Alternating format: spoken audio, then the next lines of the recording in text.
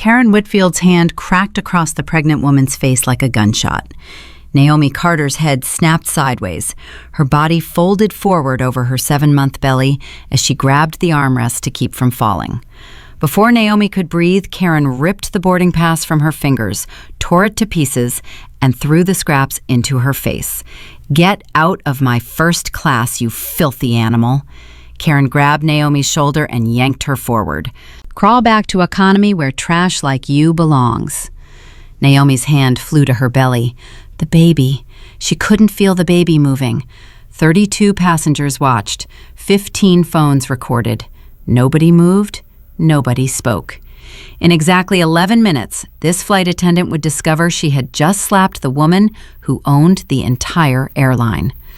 Before we go any further, if you're watching this story right now, do me a favor, subscribe to this channel and hit that notification bell so you don't miss a single part of what happens next. Stay with me until the very end because I promise you, this story is going to take turns you never saw coming. And drop a comment telling me what city you're watching from.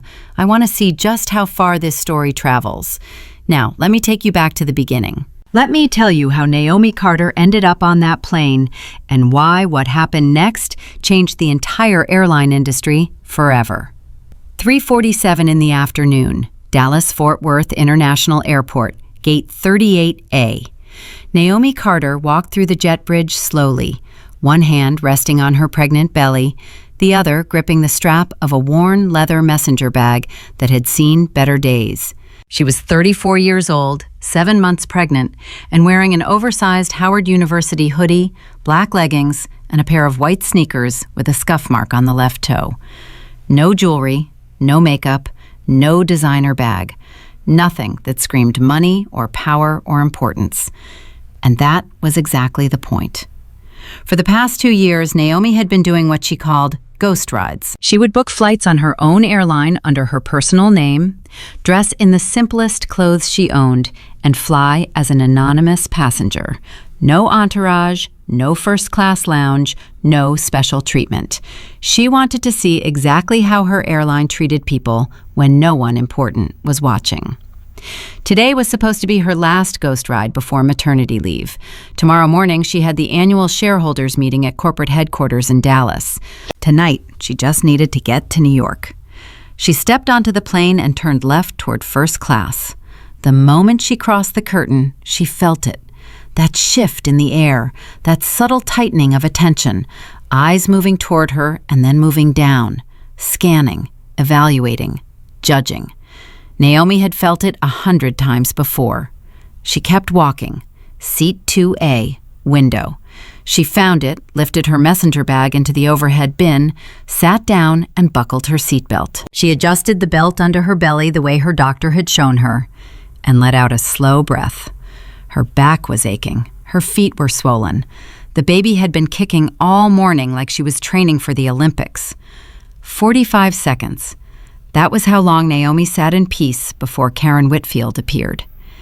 Karen was 48 years old, 22 years as a senior flight attendant, and she ran first class like it was her personal kingdom.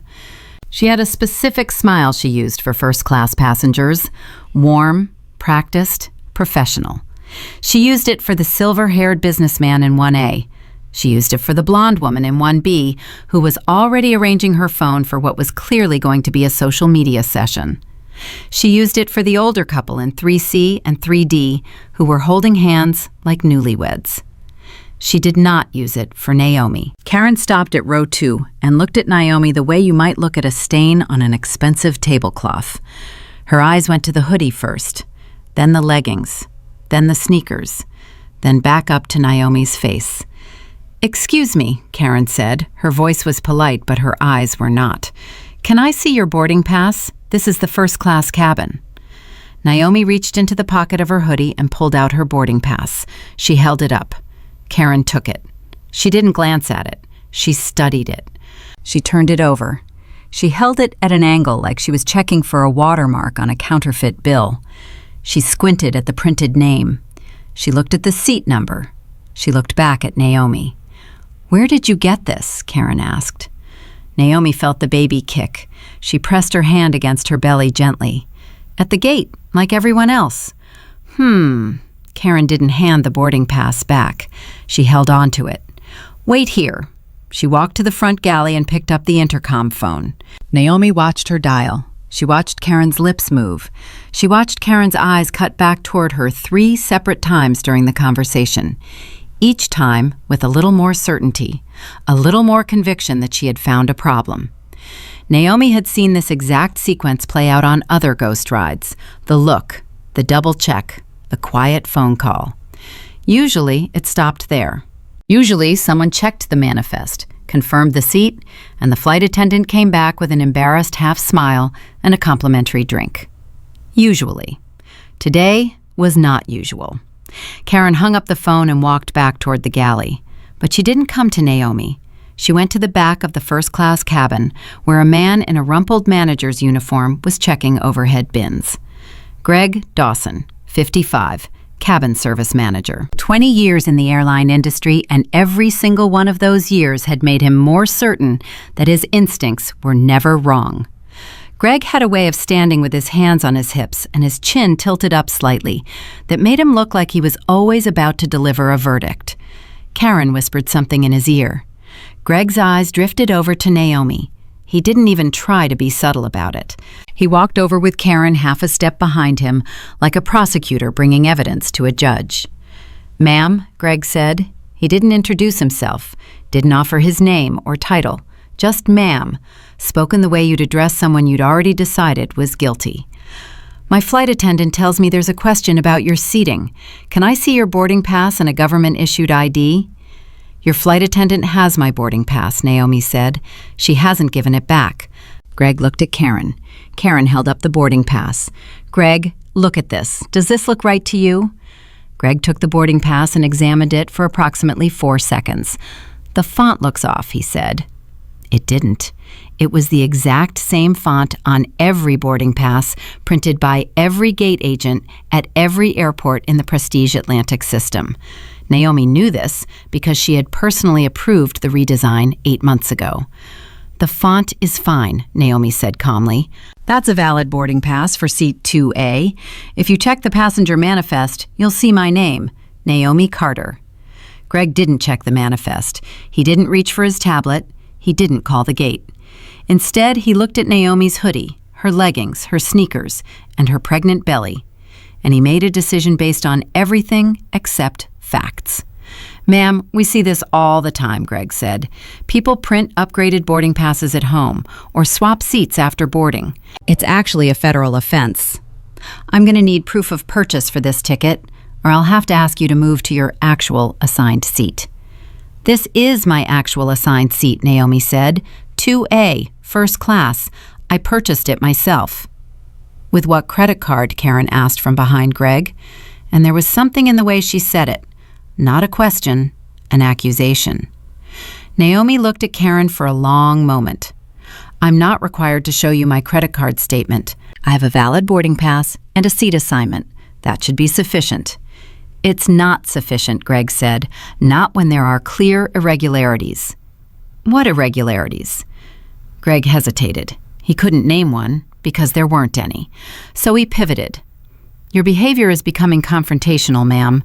I'm asking you a simple question and you're refusing to cooperate." "I'm sitting quietly in my assigned seat," Naomi said. Her voice hadn't risen above a conversational tone. "I'm 7 months pregnant. I'm not being confrontational. I'm asking you to verify my ticket through your system instead of making assumptions." The word assumptions landed like a small stone dropped into still water. Karen's face tightened. Greg's jaw clenched. Neither of them liked that word because both of them knew exactly what it implied, and neither of them wanted to face it. Karen stepped forward. She reached past Greg and snatched the boarding pass directly from his hand. "I've been doing this job for 22 years, she said, her voice rising. "I have seen every scam in the book. Fake boarding passes, stolen seat numbers, swapped tickets, and I know exactly what a fraudulent ticket looks like." She held the boarding pass up between 2 fingers like it was contaminated. "This," Karen said, "is a fake." She tore it in half. Naomi watched the 2 pieces separate. She watched Karen tear them again. and again. Until the boarding pass was nothing but confetti and Karen's manicured fingers. Karen threw the pieces at Naomi's feet. They fluttered down like dying butterflies and settled on Naomi's scuffed white sneakers. "Now," Karen said, leaning forward with her hands on both armrests of Naomi's seat, putting her face uncomfortably close to Naomi's. "Get up. Go back to economy where you belong, or better yet, get off this plane entirely before I have you arrested for fraud." The first-class cabin was watching now. Every passenger, every eye. The businessman in 1A had lowered his Wall Street Journal. The older couple in row 3 were staring with a mixture of fascination and approval. The blonde woman in 1B, the one Naomi would later learn was a lifestyle influencer named Amber Sinclair, had her phone out and was already recording. Naomi didn't get up. She placed both hands on her pregnant belly, and she said 5 words that would set everything in motion. "I'm not going anywhere." Karen's face went red. Not embarrassed red, furious red. The kind of red that comes from having your authority challenged in front of an audience. The kind of red that bypasses rational thought and goes straight to something ugly and primal. "You don't tell me what you're doing on my plane," Karen hissed. "It's not your plane," Naomi said quietly. That was when Karen Whitfield slapped Naomi Carter across the face. Not a tap, not a push, an open-handed slap that cracked through the first-class cabin like a rifle shot. Naomi's head snapped to the right. Her hand flew from her belly to the armrest to steady herself. For one terrible second, she felt the world tilt, and she thought, "The baby, the baby, the baby." "That," Karen said, breathing hard, her hand still raised, "is what happens when trash doesn't know its place." Naomi slowly turned her head back to face Karen. A red handprint was blooming across her left cheek like a brand. Her eyes were watering, not from crying, from the sheer physical shock of the impact. She blinked twice. She placed her hand back on her belly. She felt the baby kick, hard, as if in protest, and the relief that flooded through her was so intense she almost couldn't breathe. The baby was okay. The baby was moving. The baby was okay. Naomi looked at Karen with an expression that Karen completely misread. Karen saw submission. Karen saw defeat. Karen saw a woman who had been put in her place and wouldn't cause any more trouble. What Karen didn't see, what no one in that cabin saw, was that behind Naomi's quiet eyes, a clock had started ticking. Greg Dawson had watched the slap happen and done absolutely nothing to stop it. Now he pulled out his radio with the authority of a man who believed he was on the right side of every situation he'd ever been in. "Ground control, this is Dawson on Flight 761, requesting immediate security response at Gate 38A. We have a fraudulent passenger in first class who is non-compliant and has become physically aggressive with crew members. Need police escort for removal." Physically aggressive. Naomi almost laughed. She had been sitting in her seat with her hands on her pregnant belly. She hadn't raised her voice, hadn't stood up, hadn't made a single threatening gesture. And now, in the official record, she was the aggressive one. This was how it always worked. She knew this. She had read hundreds of incident reports just like this one. The passenger of color was always aggressive, always non-compliant, always threatening. The language was always the same, carefully chosen to justify whatever came next. Amber Sinclair in seat 1B had started live streaming before the slap, and now her phone was perfectly positioned to capture everything. She leaned toward her camera and whispered with the kind of breathless excitement that turns other people's pain into entertainment. "Oh my God, you guys, you will not believe what's happening right now. There's a woman in first class who tried to use a fake ticket, and the flight attendant is literally handling it like a boss. She is not taking any nonsense today. The scammer won't leave. Police are being called. This is insane." Her viewer count blinked in the corner of her screen. 200, 300, 450, climbing. Comments started flowing in immediately. "Good. Remove her. Why do they always try this? Flight attendant deserves a raise. About time someone stood up to these scammers." Naomi could hear Amber narrating behind her. She could hear the excited whisper. She could feel the camera pointed at the back of her head. She said nothing. Captain Leonard Marsh emerged from the cockpit. 61 years old, silver hair, 37 years of flying, and a uniform decorated with enough service pins to fill a small display case. He walked with the measured stride of a man who believed that a captain's authority on an aircraft was absolute and unquestionable. "What's the disruption?" he asked, and his voice was the kind of deep, authoritative baritone that made people instinctively straighten up and pay attention. Karen spoke first. She always spoke first. "Fraudulent boarding pass, Captain. Seat 2A. She refused to produce valid identification, became immediately combative, and when I attempted to manage the situation, she grabbed my arm." Karen rubbed her forearm for effect, selling an injury that didn't exist. Captain Marsh looked at Naomi for the first time. His eyes did the same scan Karen's had done. Hoodie, leggings, sneakers, pregnant, black. He didn't need to hear anything else. "Ma'am, I'm the captain of this aircraft, and I have final authority over who flies on my plane. You need to collect your belongings and deplane immediately. This isn't a discussion." "Captain," Naomi said, "your flight attendant slapped me in the face.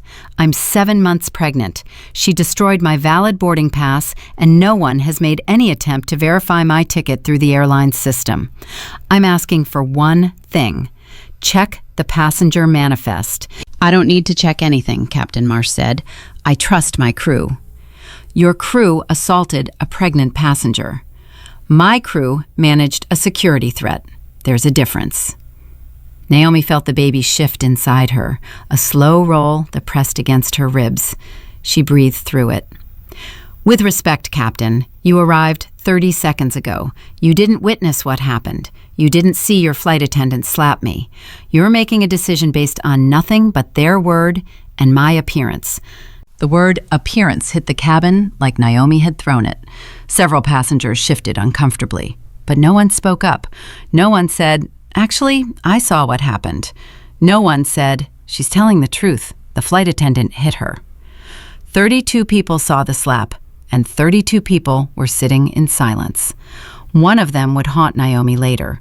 A woman in row 4, mid-50s, reading glasses perched on her nose, wearing a soft blue cardigan.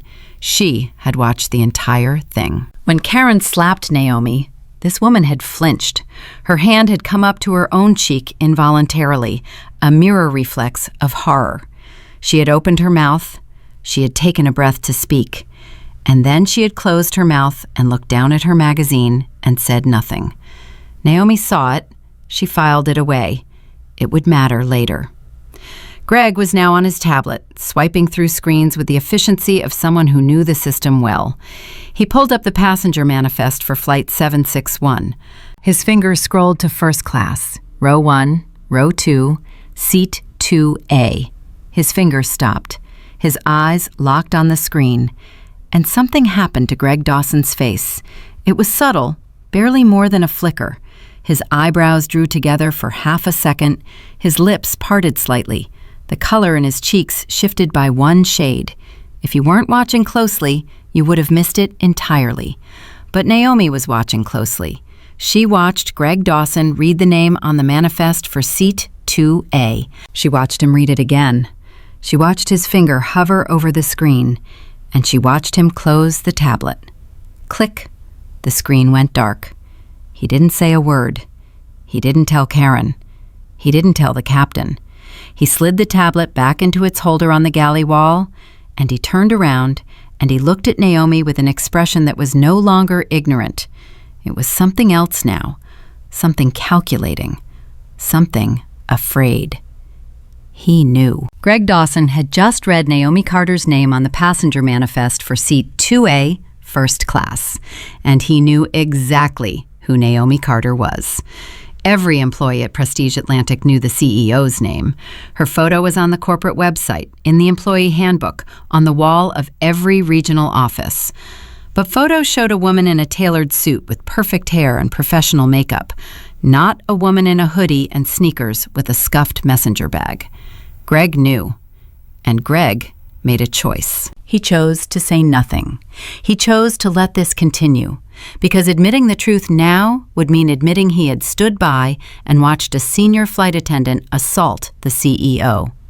It would mean admitting he had called security to arrest the owner of the airline. It would mean his career was already over, whether he spoke up or stayed silent.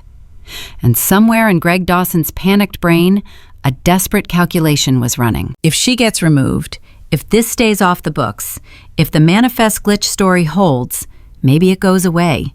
Maybe she won't fight it. Maybe. It was the most catastrophic miscalculation of his life.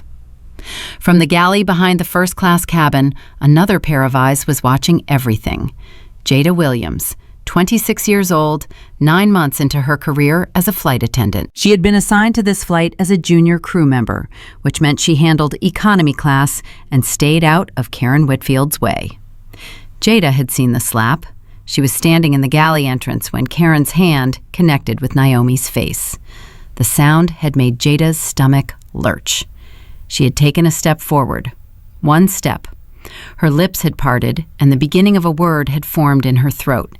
Hey, or stop, or wait. She never found out what word it was going to be because Karen's eyes had swept the galley in that same moment, and the look on Karen's face, the absolute righteous fury, had frozen Jada where she stood. Jada stepped back into the galley. She pressed her back against the beverage cart, and she wrapped her arms around herself, and she said nothing. She hated herself for it. She could feel the self-hatred settling into her chest like a stone. But Karen had 22 years of seniority, and Jada had 9 months and a stack of student loan payments and a mother back in Memphis who had cried with pride when Jada got this job. So Jada said nothing, and the silence ate at her like acid. But Jada saw something else, too. She was standing close enough to the galley wall to see Greg's tablet when he opened the manifest. She saw the screen. She couldn't read the name from her angle, but she saw Greg's face change. She saw him close the tablet.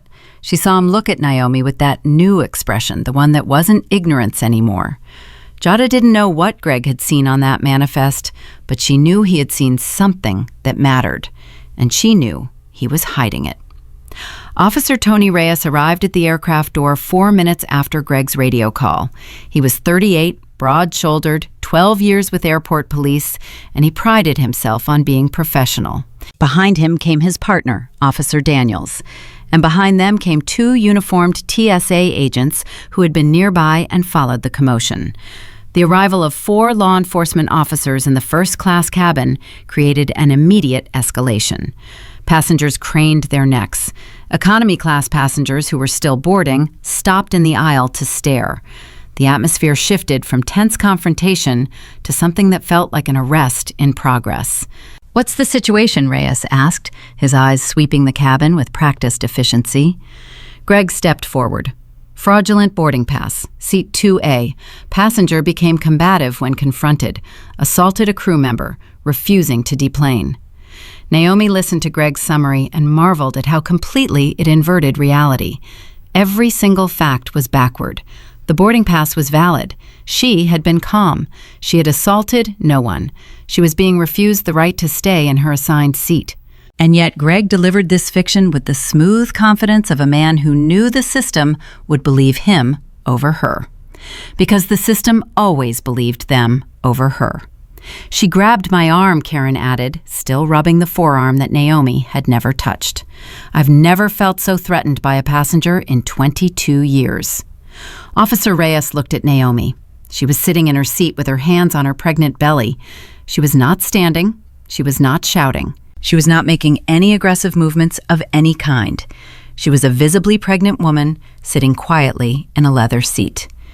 To his credit, something flickered across Reyes's face, a hesitation, a professional instinct that said, this scene didn't quite match the description he'd been given. But then Captain Marsh stepped forward, with all the authority of 37 years and 4 stripes on his shoulders. "Officer, this is my aircraft. My senior crew has identified a security concern, and I want this passenger removed before departure. We're already running behind schedule." The captain's word carries enormous weight in aviation law. Reyes knew this. Every airport cop knew this. On an aircraft, the captain's authority is nearly absolute. If the captain says remove, you remove. "Ma'am," Reyes said, turning to Naomi, "I need you to stand up, collect your personal belongings, and come with us. We can sort this out at the gate." "Officer Reyes," Naomi said, reading his name tag, "I'm 7 months pregnant. I have a valid ticket for this seat. My boarding pass was destroyed by the flight attendant standing behind you. She also slapped me across the face, which I believe you can still see." Reyes looked at the red mark on Naomi's cheek. It was still visible, clearly the shape of a hand. He looked at Karen. "She was resisting," Karen said immediately. "I was trying to guide her out of the seat and she became violent. It was self-defense." "I never left this seat," Naomi said. "I have not stood up once since I sat down. How exactly did I become violent while sitting in a chair with my hands on my belly?" The logic was airtight. Even Reyes could see it. But logic wasn't running this situation. Something older and uglier was running it. Something that had already decided who was telling the truth based on nothing but appearance. Amber Sinclair's live stream had crossed 2,000 viewers. She was narrating with increasing excitement. "You guys, the police are literally here. They're about to arrest her. She is still trying to talk her way out of it. Like, girl, just accept it and go. The flight attendant literally caught you red-handed." The comments section was a cesspool of confirmation bias. "Arrest her already. Pregnant and still scamming? Shameless." Karen Whitfield is a hero. Someone had already found Karen's name from her visible name tag and was praising her by name. #KarenTheHero appeared in the comments. Naomi's phone buzzed again in her messenger bag. The screen lit up through the leather. Board of Directors, missed calls, 19. She didn't reach for it. Greg picked up the cabin intercom. "Ladies and gentlemen, this is your cabin service manager.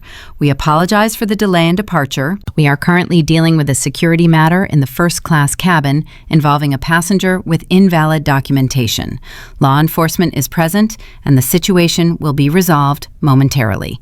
Thank you for your patience."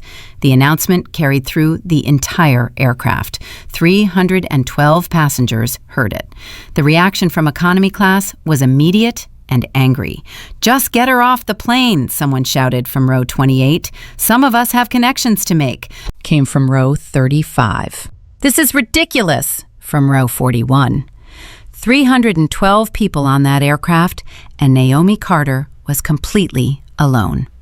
Almost.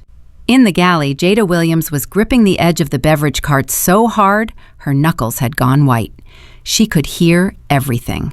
She could hear Karen lying. She could hear Greg supporting the lie.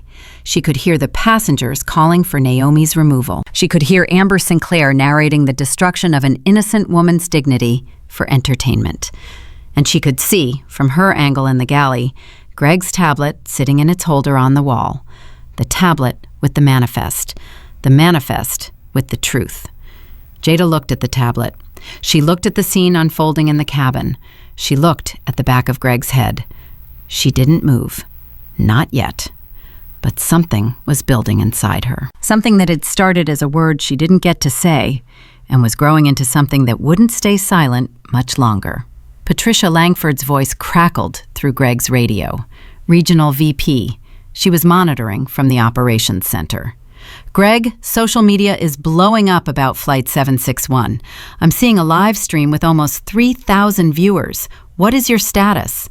Greg pressed the radio to his mouth and angled his body away from Naomi, but she could still hear every word. "Under control, Patricia. Standard fraud situation. Police are handling the removal now." "Handle it fast. This kind of social media exposure is a nightmare. Get her off and get that flight in the air." "Copy that."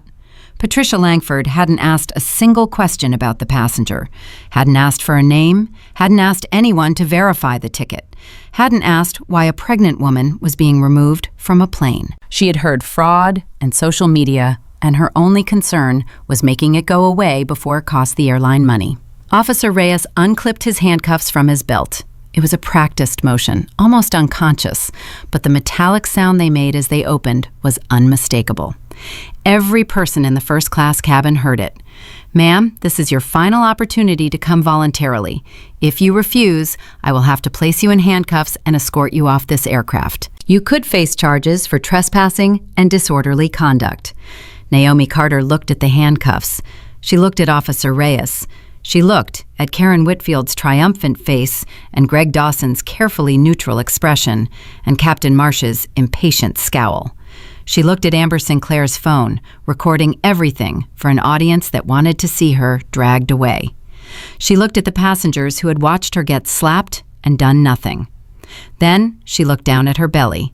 She felt the baby move, a soft kick against her palm, a tiny foot pressing against the wall of the world as if to say, "I'm here, Mama. I'm right here."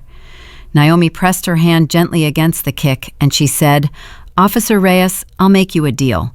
Before you put those handcuffs on a 7 months pregnant woman in front of 3,000 live stream viewers and every phone camera in this cabin, let me reach into my bag and show you one thing. Just one. And if it doesn't change your mind, I'll walk off this plane without another word." Karen lunged forward. "Don't let her reach in that bag. She could have anything in there. She's trying to stall." Greg nodded rapidly. "She's been reaching for that bag all along. Could be a weapon." But Officer Reyes hesitated because he was looking at Naomi's face, and something about it didn't fit. She wasn't scared. She wasn't desperate. She wasn't acting like someone who had been caught. She was acting like someone who was waiting, and that, more than anything, made Tony Reyes pause. "Slowly," he said. "One hand, and I need to see everything as it comes out." Naomi nodded. She reached into her messenger bag with her left hand, her right still resting on her belly. Her fingers found the worn leather portfolio she had carried with her for 3 years, through boardrooms and shareholder meetings and congressional testimonies and quiet flights just like this one. She pulled it out slowly and held it in front of her. And somewhere on Amber Sinclair's live stream, the viewer count ticked past 5,000 as the world leaned in to watch what happened next. 3:58 p.m., departure in 17 minutes. Naomi's fingers had barely touched the zipper of the leather portfolio when Karen Whitfield lunged forward and knocked it out of her hand. The portfolio hit the cabin floor and slid under the seat in front of her. Documents spilled across the carpet, fanning out like a deck of scattered cards. A laminated badge skidded face down beneath Greg Dawson's shoe. "I said, don't let her reach into that bag," Karen shouted, turning to Officer Reyes with wild eyes. "She could have pulled anything out of there, a knife, pepper spray, anything. I just saved your life." Naomi stared at her documents on the floor. 3 years of her life in that portfolio, every credential she carried. And now it was scattered under the feet of the woman who had slapped her. "Pick those up," Naomi said.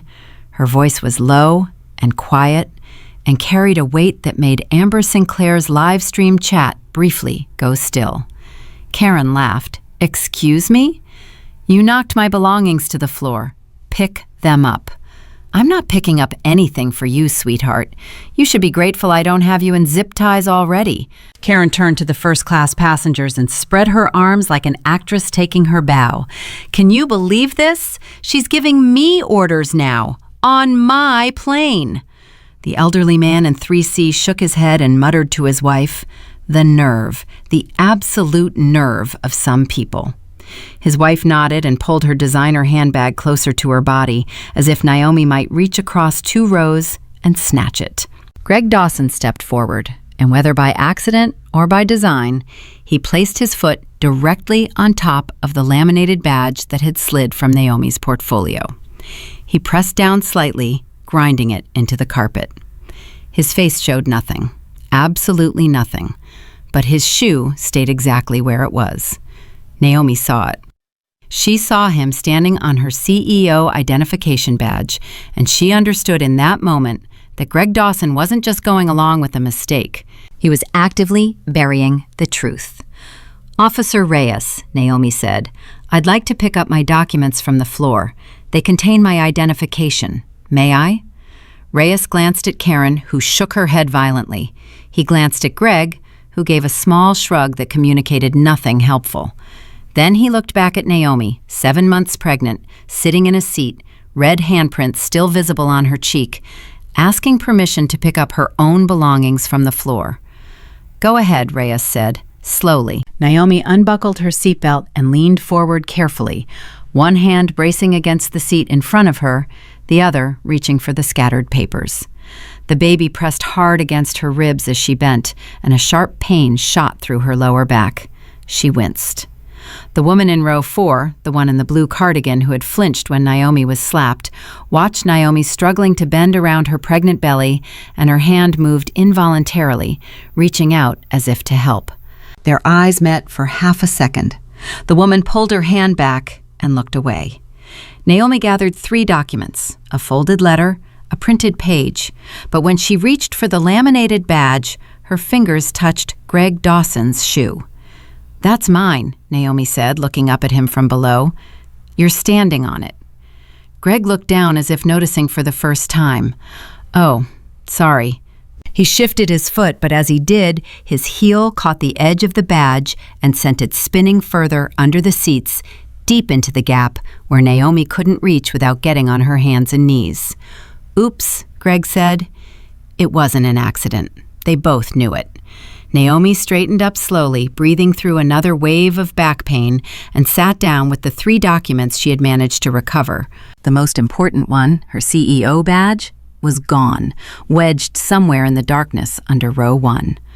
"Officer," Naomi said, holding up the documents she did have, "these are official corporate documents that will verify my identity and my right to this seat."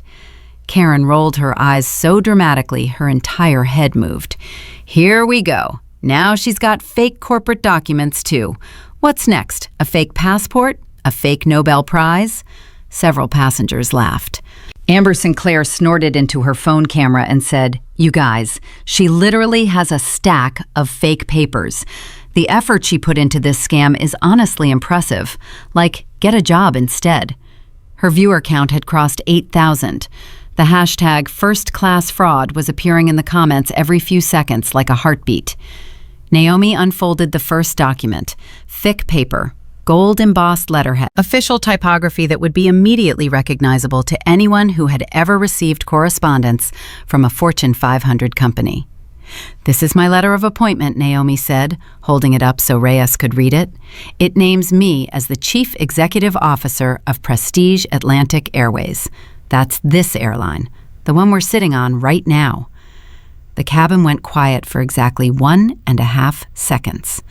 Then Karen burst out laughing. Not a polite laugh, not a nervous laugh, a full, doubled-over, tears-in-her-eyes laugh that she played up for maximum humiliation. She turned to the passengers with both hands pressed against her cheeks in mock amazement. "Did you all hear that? She's the CEO. She's the CEO of the airline." Karen clapped her hands together like she'd just heard the funniest joke of her entire life. "Oh, honey. Oh, sweetheart. That is the best one I've heard in 22 years. You win. You actually win the award for most creative scammer I've ever encountered." Captain Marsh crossed his arms. "Ma'am, impersonating a corporate officer is a federal offense. You've just added another charge to your growing list." "I'm not impersonating anyone," Naomi said. "Read the letter." Reyes took the document from Naomi's hand. He looked at it. He wasn't a corporate document expert, but he could read.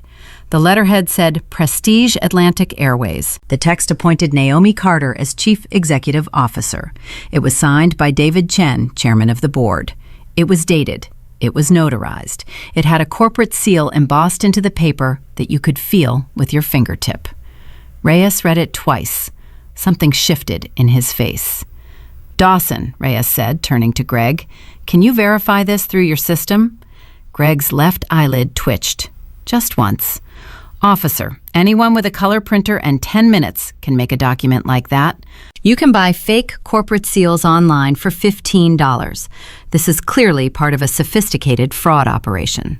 "It's notarized," Reyes said. "Fake notary stamps are even cheaper," Greg replied without missing a beat. Naomi pulled out the second document, a printed page showing her stock ownership records filed with the Securities and Exchange Commission. This is a public SEC filing. You can verify it right now on your phone. Google Naomi Carter Prestige Atlantic SEC filing. It'll come up in 2 seconds. Karen snatched the page from Naomi's hand before Reyes could take it. She glanced at it, crumpled it into a ball, and threw it on the floor.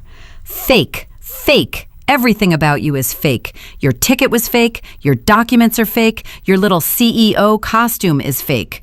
The only real thing about you is that you're a thief who got caught.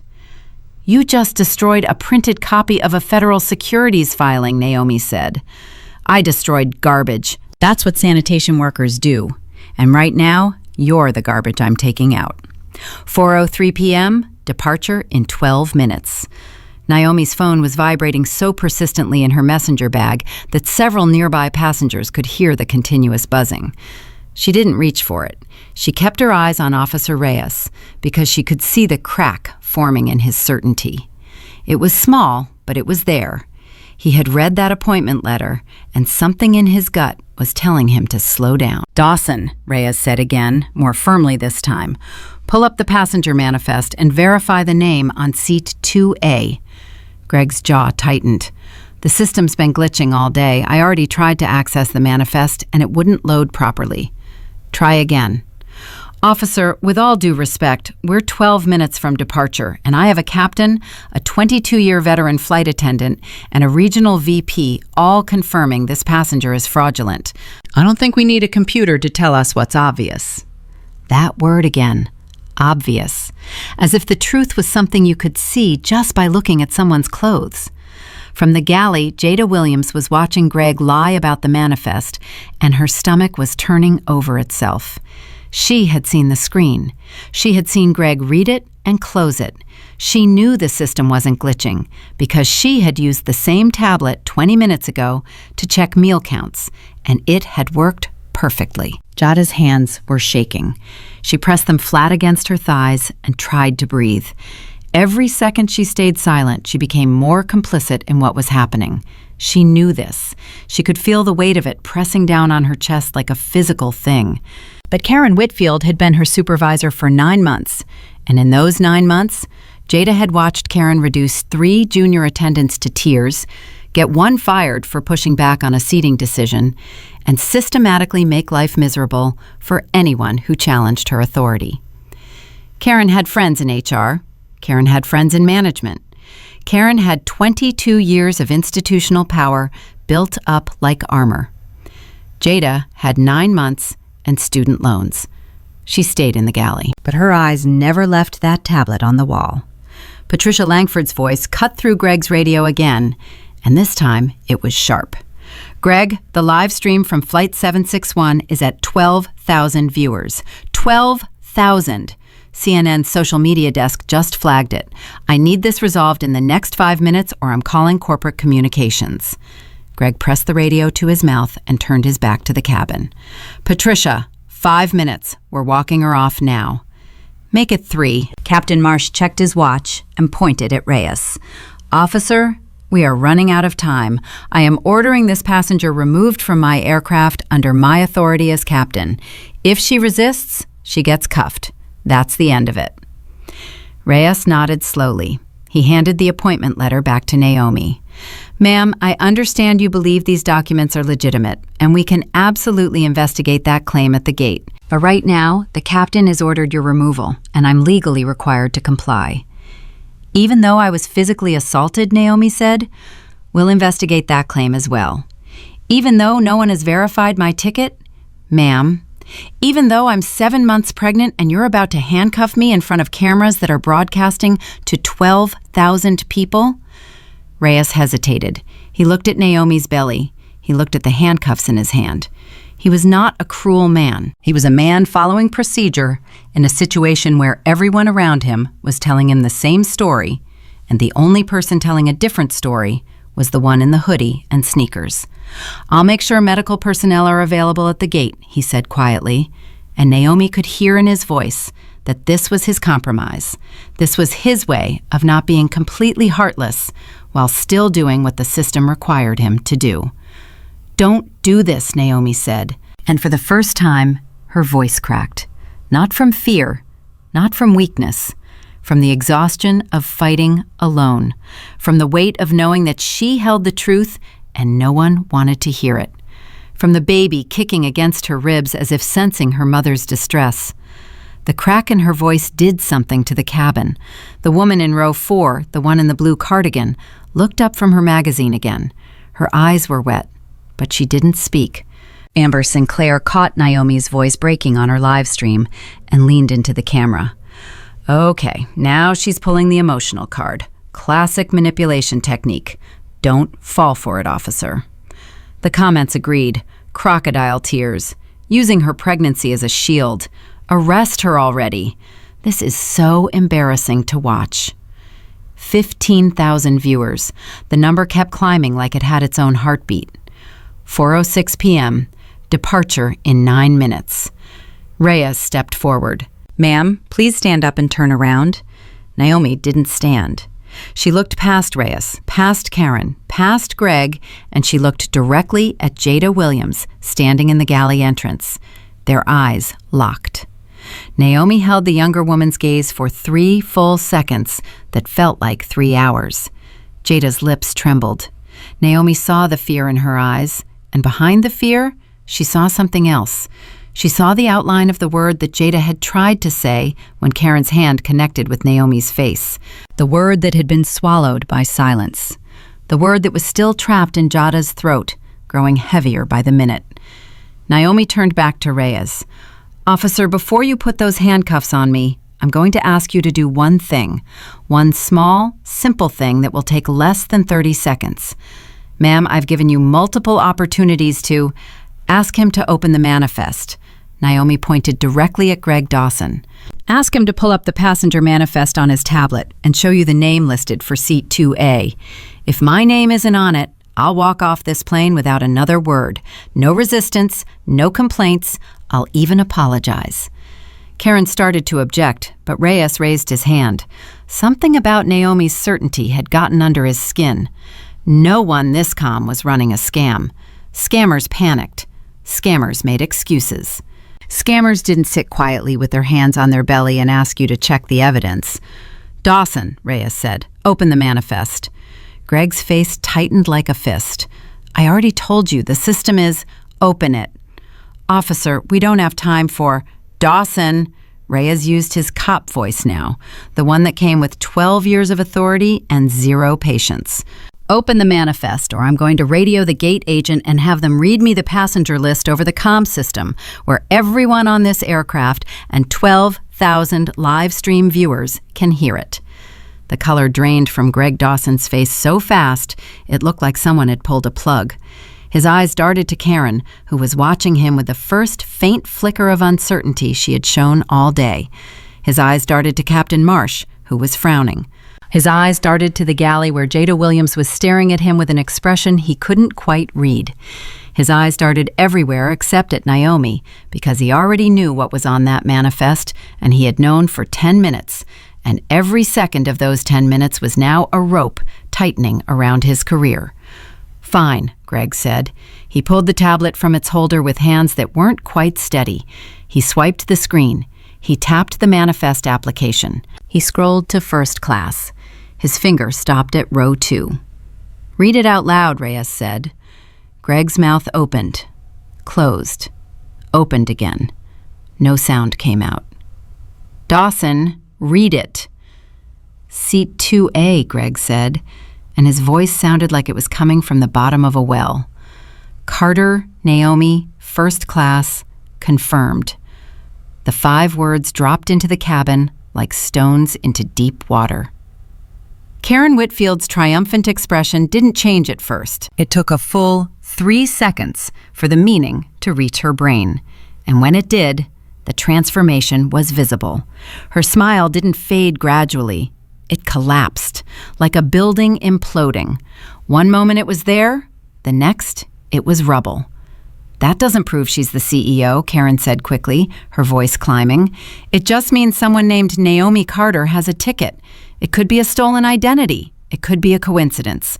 Naomi Carter is a common name. Is it? Naomi asked quietly. Captain Marsh grabbed the tablet from Greg's hands and stared at the screen. He scrolled through the booking details. His fingers stopped on a field that Greg had carefully avoided reading out loud. Booking category, executive. Internal code, CEO-PA-001. Notation, do not upgrade, do not reroute, do not publicize. Marsh's decorated chest rose and fell with a breath that seemed to drain all the authority from his body. He looked at the booking code.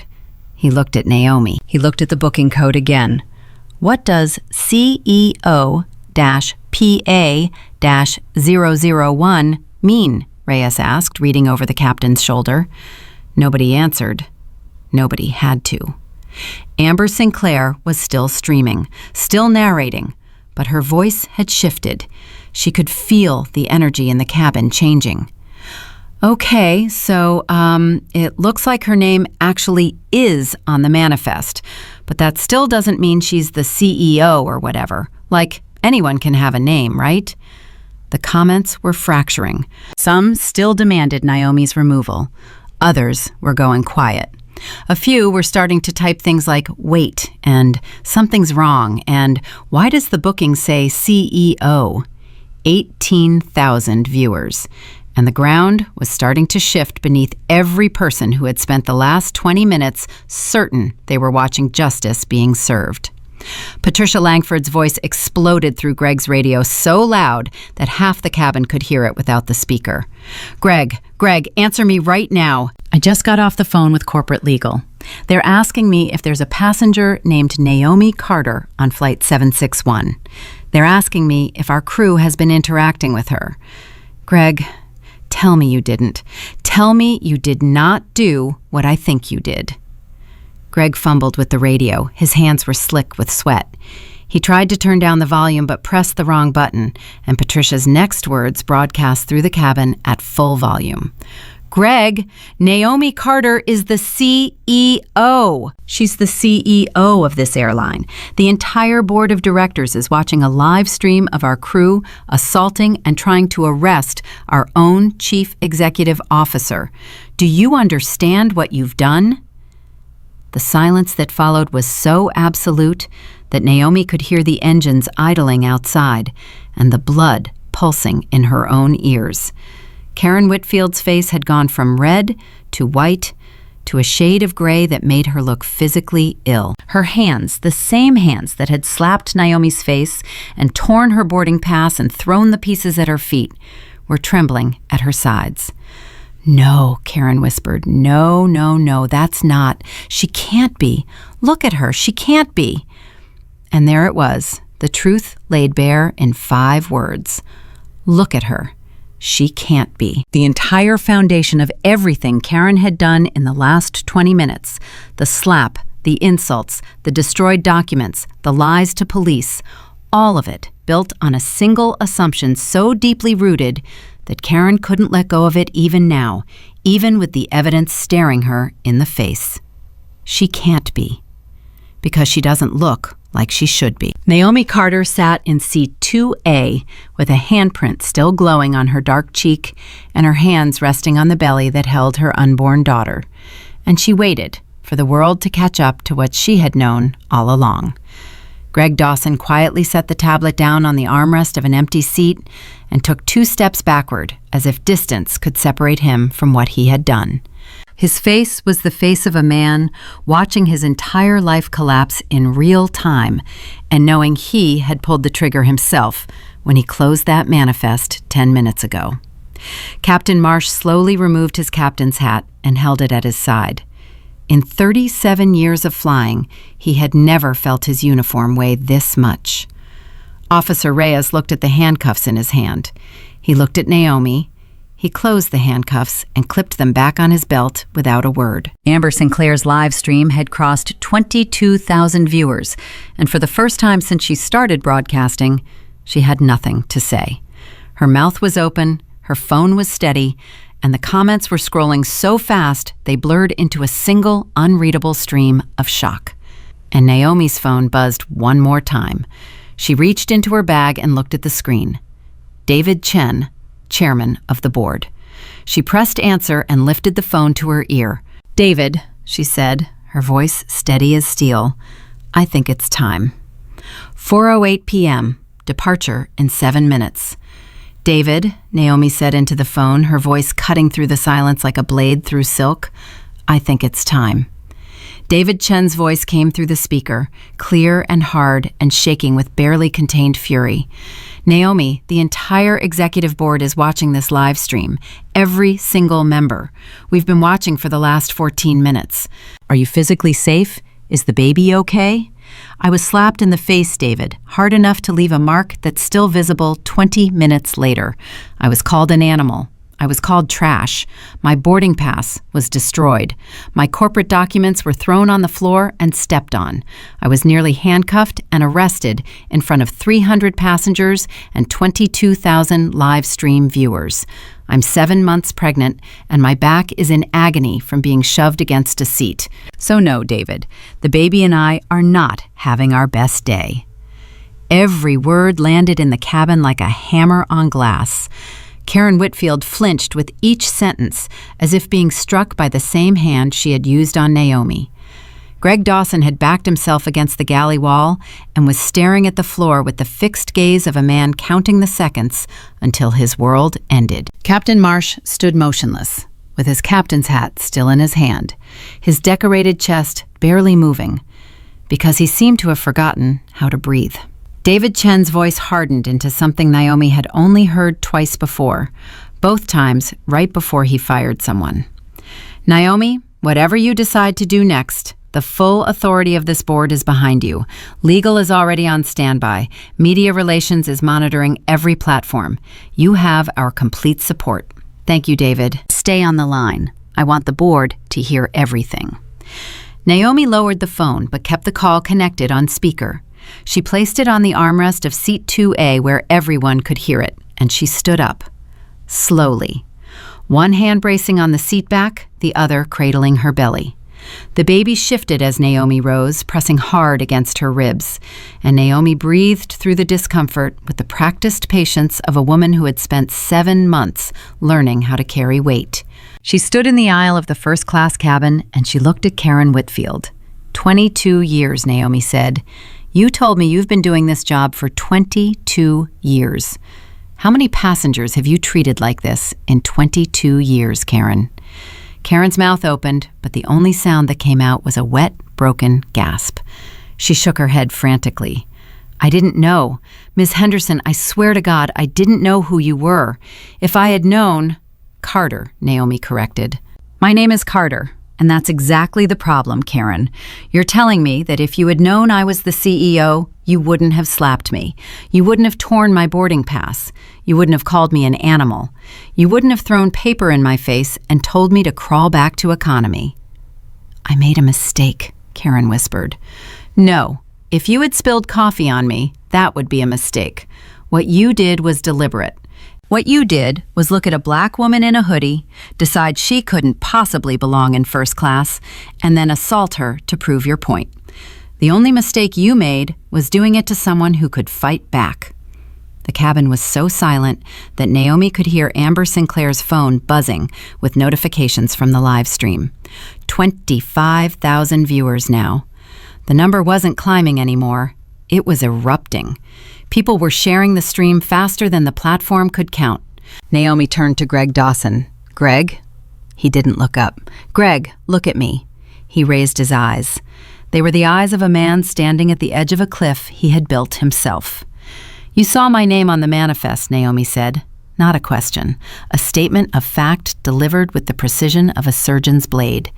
"You opened the tablet, you scrolled to seat 2A, you read my name, and you closed the screen. That was 10 minutes ago. You knew who I was for the last 10 minutes, and you chose to say nothing." Karen's head snapped toward Greg. "What?" "You chose to let your flight attendant continue lying to a police officer. You chose to let them prepare to handcuff a pregnant woman. You chose to stand on my CEO identification badge and kick it under a seat where I couldn't reach it. You did all of that, knowing I was telling the truth. Karen stared at Greg with an expression that rapidly evolved from confusion to shock to fury. You knew? You knew she was the CEO and you let me keep going? I didn't. The system was... Greg's voice was crumbling like wet paper. I wasn't sure. The name could have been CEO-PA-001, Captain Marsh said suddenly, his voice hollow. He was still staring at the tablet screen. That's the internal booking code. CEO, Prestige Atlantic, primary account. There's no ambiguity in that code, Dawson. You knew exactly what you were looking at. Greg Dawson had no words left. His mouth moved, but nothing came out, like a fish pulled from water, gasping at air that couldn't save him. 4:12 p.m. Departure in 3 minutes. Naomi reached down carefully and picked up her phone from the armrest. David, are you and the board still listening? Every word, Naomi, every single word. Good, because I want to address something that goes beyond what happened to me today. Naomi walked slowly down the aisle toward the galley, and as she walked, she spoke to the phone, but her words were for every person on the aircraft and every person watching the live stream that had now crossed 30,000 viewers. For the past 2 years, I've been conducting anonymous audits of Prestige Atlantic flights. I fly in regular clothes, I don't announce myself, I sit in the seats our passengers sit in, and I experience exactly what our passengers experience. Do you know why I started doing this? She reached into her messenger bag and pulled out a thick manila folder. It was worn at the edges. The tab was labeled in her own handwriting with 2 words that would change the airline industry. Discrimination Audit. Because of this folder. Inside this folder are 52 documented complaints of discrimination filed against crew members operating on this specific Dallas to New York route over the past 14 months. 52 passengers who were questioned, humiliated, removed from their seats, or denied service based on how they looked. She opened the folder and held up the first page. Incident 1, October 2022. Marcus Williams, a 43-year-old black software engineer, was asked 3 times to prove his first-class ticket was valid. The same flight attendant who slapped me today told him he was, and I quote, in the wrong section. His ticket was valid. He filed a complaint. Nothing happened. Karen's sobbing got louder. Naomi turned to the next page. Incident 17, March 2023. Rosa Gutierrez, traveling with her 2 children, was removed from first class because her kids were, quote, too disruptive. A white family 3 rows ahead had kids who were louder. They were offered coloring books and extra snacks. Rosa was escorted off the plane. She missed her mother's funeral. The woman in the blue cardigan in row 4 pressed her hand over her mouth. Incident 31, July 2023. Ahmed Hassan, a 71-year-old retired professor, was denied meal service during his flight because a crew member told him the chicken option wasn't halal and they couldn't accommodate special requests. There was no special request. He just wanted the chicken. Naomi closed the folder. 52 incidents. Same route, same crew rotation, the same names appearing again and again in the complaint files. Karen Whitfield, Greg Dawson, Captain Leonard Marsh. Captain Marsh's decorated uniform suddenly looked like a costume. The pins and stripes and service awards that had given him automatic authority for 37 years now hung on him like evidence. I came here today to observe, Naomi said. I was going to ride this flight anonymously, document what I saw, and present my findings to the board at tomorrow's shareholders meeting.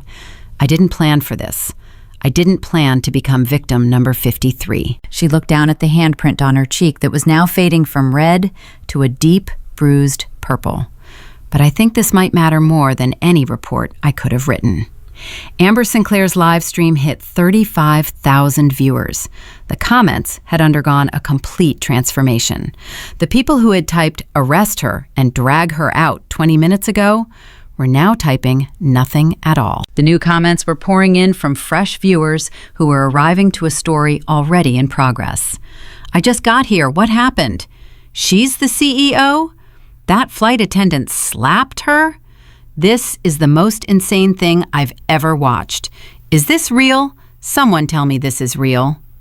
Naomi turned to face the live stream camera directly. Amber Sinclair flinched, but kept her phone steady because she knew, in the way all content creators know, that this was the most important thing she would ever broadcast. "My name is Naomi Carter. I am the Chief Executive Officer of Prestige Atlantic Airways. I own 15% of this company's stock, making me the largest individual shareholder. I am 34 years old. I am Black.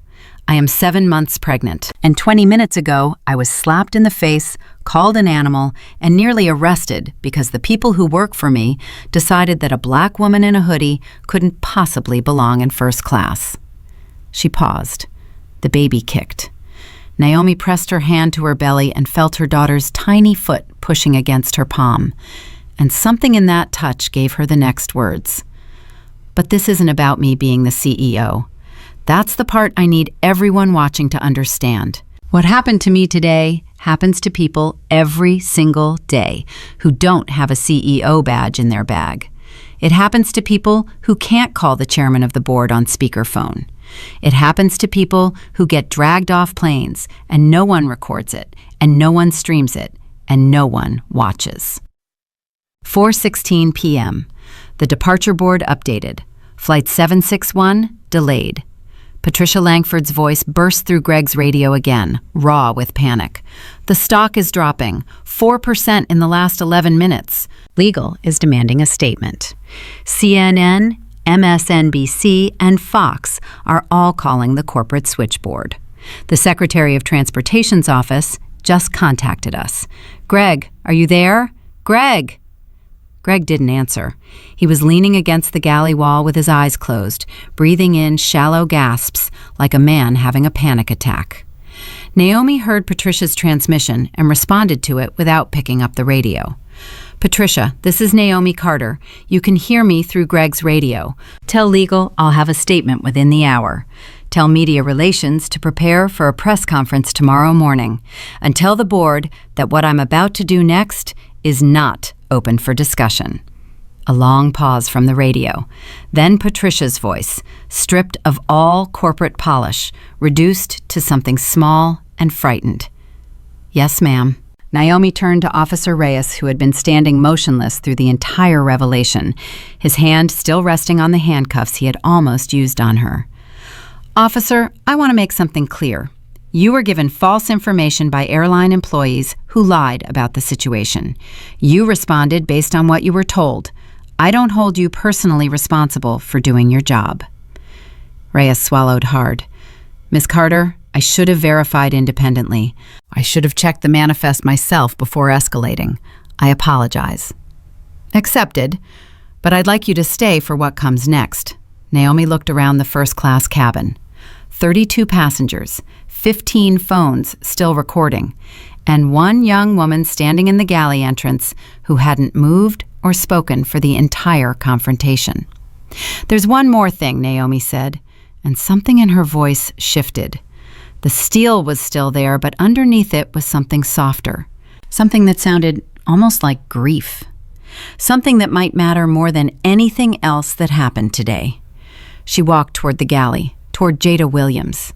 The younger woman's eyes went wide and she pressed herself back against the beverage cart as if she could melt into it and disappear. "What's your name?" Naomi asked gently. "Jada." It came out as barely a whisper. "Jada Williams." "How long have you worked for Prestige Atlantic, Jada?" 9 months. "And in those 9 months, have you seen things like what happened to me today?" Jada's chin trembled, her eyes filled with tears that she was fighting desperately to hold back. She didn't answer, but her face answered for her. "You were standing right here when Karen slapped me," Naomi said. There was no accusation in her voice, only a terrible gentleness that was somehow worse. "I saw you. I saw you take a step forward. I saw you open your mouth. I saw you start to say something." Jada's tears broke free. They ran down her cheeks in 2 straight lines, and she didn't wipe them away. "What were you going to say, Jada?" "Stop." The word came out broken, shattered by the tears and the guilt and the 9 months of silence that had accumulated inside Jada Williams like a debt she could never repay. "I was going to say, stop." Why didn't you? Because I was scared. Jada's voice cracked wide open, and the pain that poured out of it was so raw that several passengers looked away, unable to watch. I was scared of Karen. I was scared of losing my job. My mama, back in Memphis, she worked 2 jobs to help me get through training. She was so proud when I got hired. I couldn't lose this job. I couldn't go home and tell her I got fired because... Jada stopped. She pressed both hands over her mouth and sobbed so hard her shoulders shook. Naomi waited. She didn't interrupt. She didn't comfort. She let the pain exist because it needed to exist. Because the silence that had let a pregnant woman get slapped in the face while 32 people watched needed to have a voice, and Jada was giving it one. Because you spoke up for a black woman, Naomi finished quietly. Jada nodded behind her hands. The cabin absorbed that truth like dry earth absorbing rain. The woman in the blue cardigan, the one who had flinched and reached out and pulled back and said nothing, was openly crying now. She wasn't the only one. 3 other passengers had tears on their faces. Even the elderly man in 3C who had muttered about the nerve was staring at his folded hands with an expression that looked uncomfortably like shame. Jada, Naomi said, you saw something else today. You saw Greg open the passenger manifest. Jada's eyes widened with fresh fear. She looked at Greg, who was staring at her from the galley wall with an expression that was half pleading and half threatening. Don't look at him, Naomi said firmly. Look at me. What did you see? Jada's hands dropped from her face. She took a breath that seemed to fill her entire body, and when she spoke, her voice was still shaking, but it was clear. I saw Mr. Dawson open the tablet. I saw him scroll through the manifest.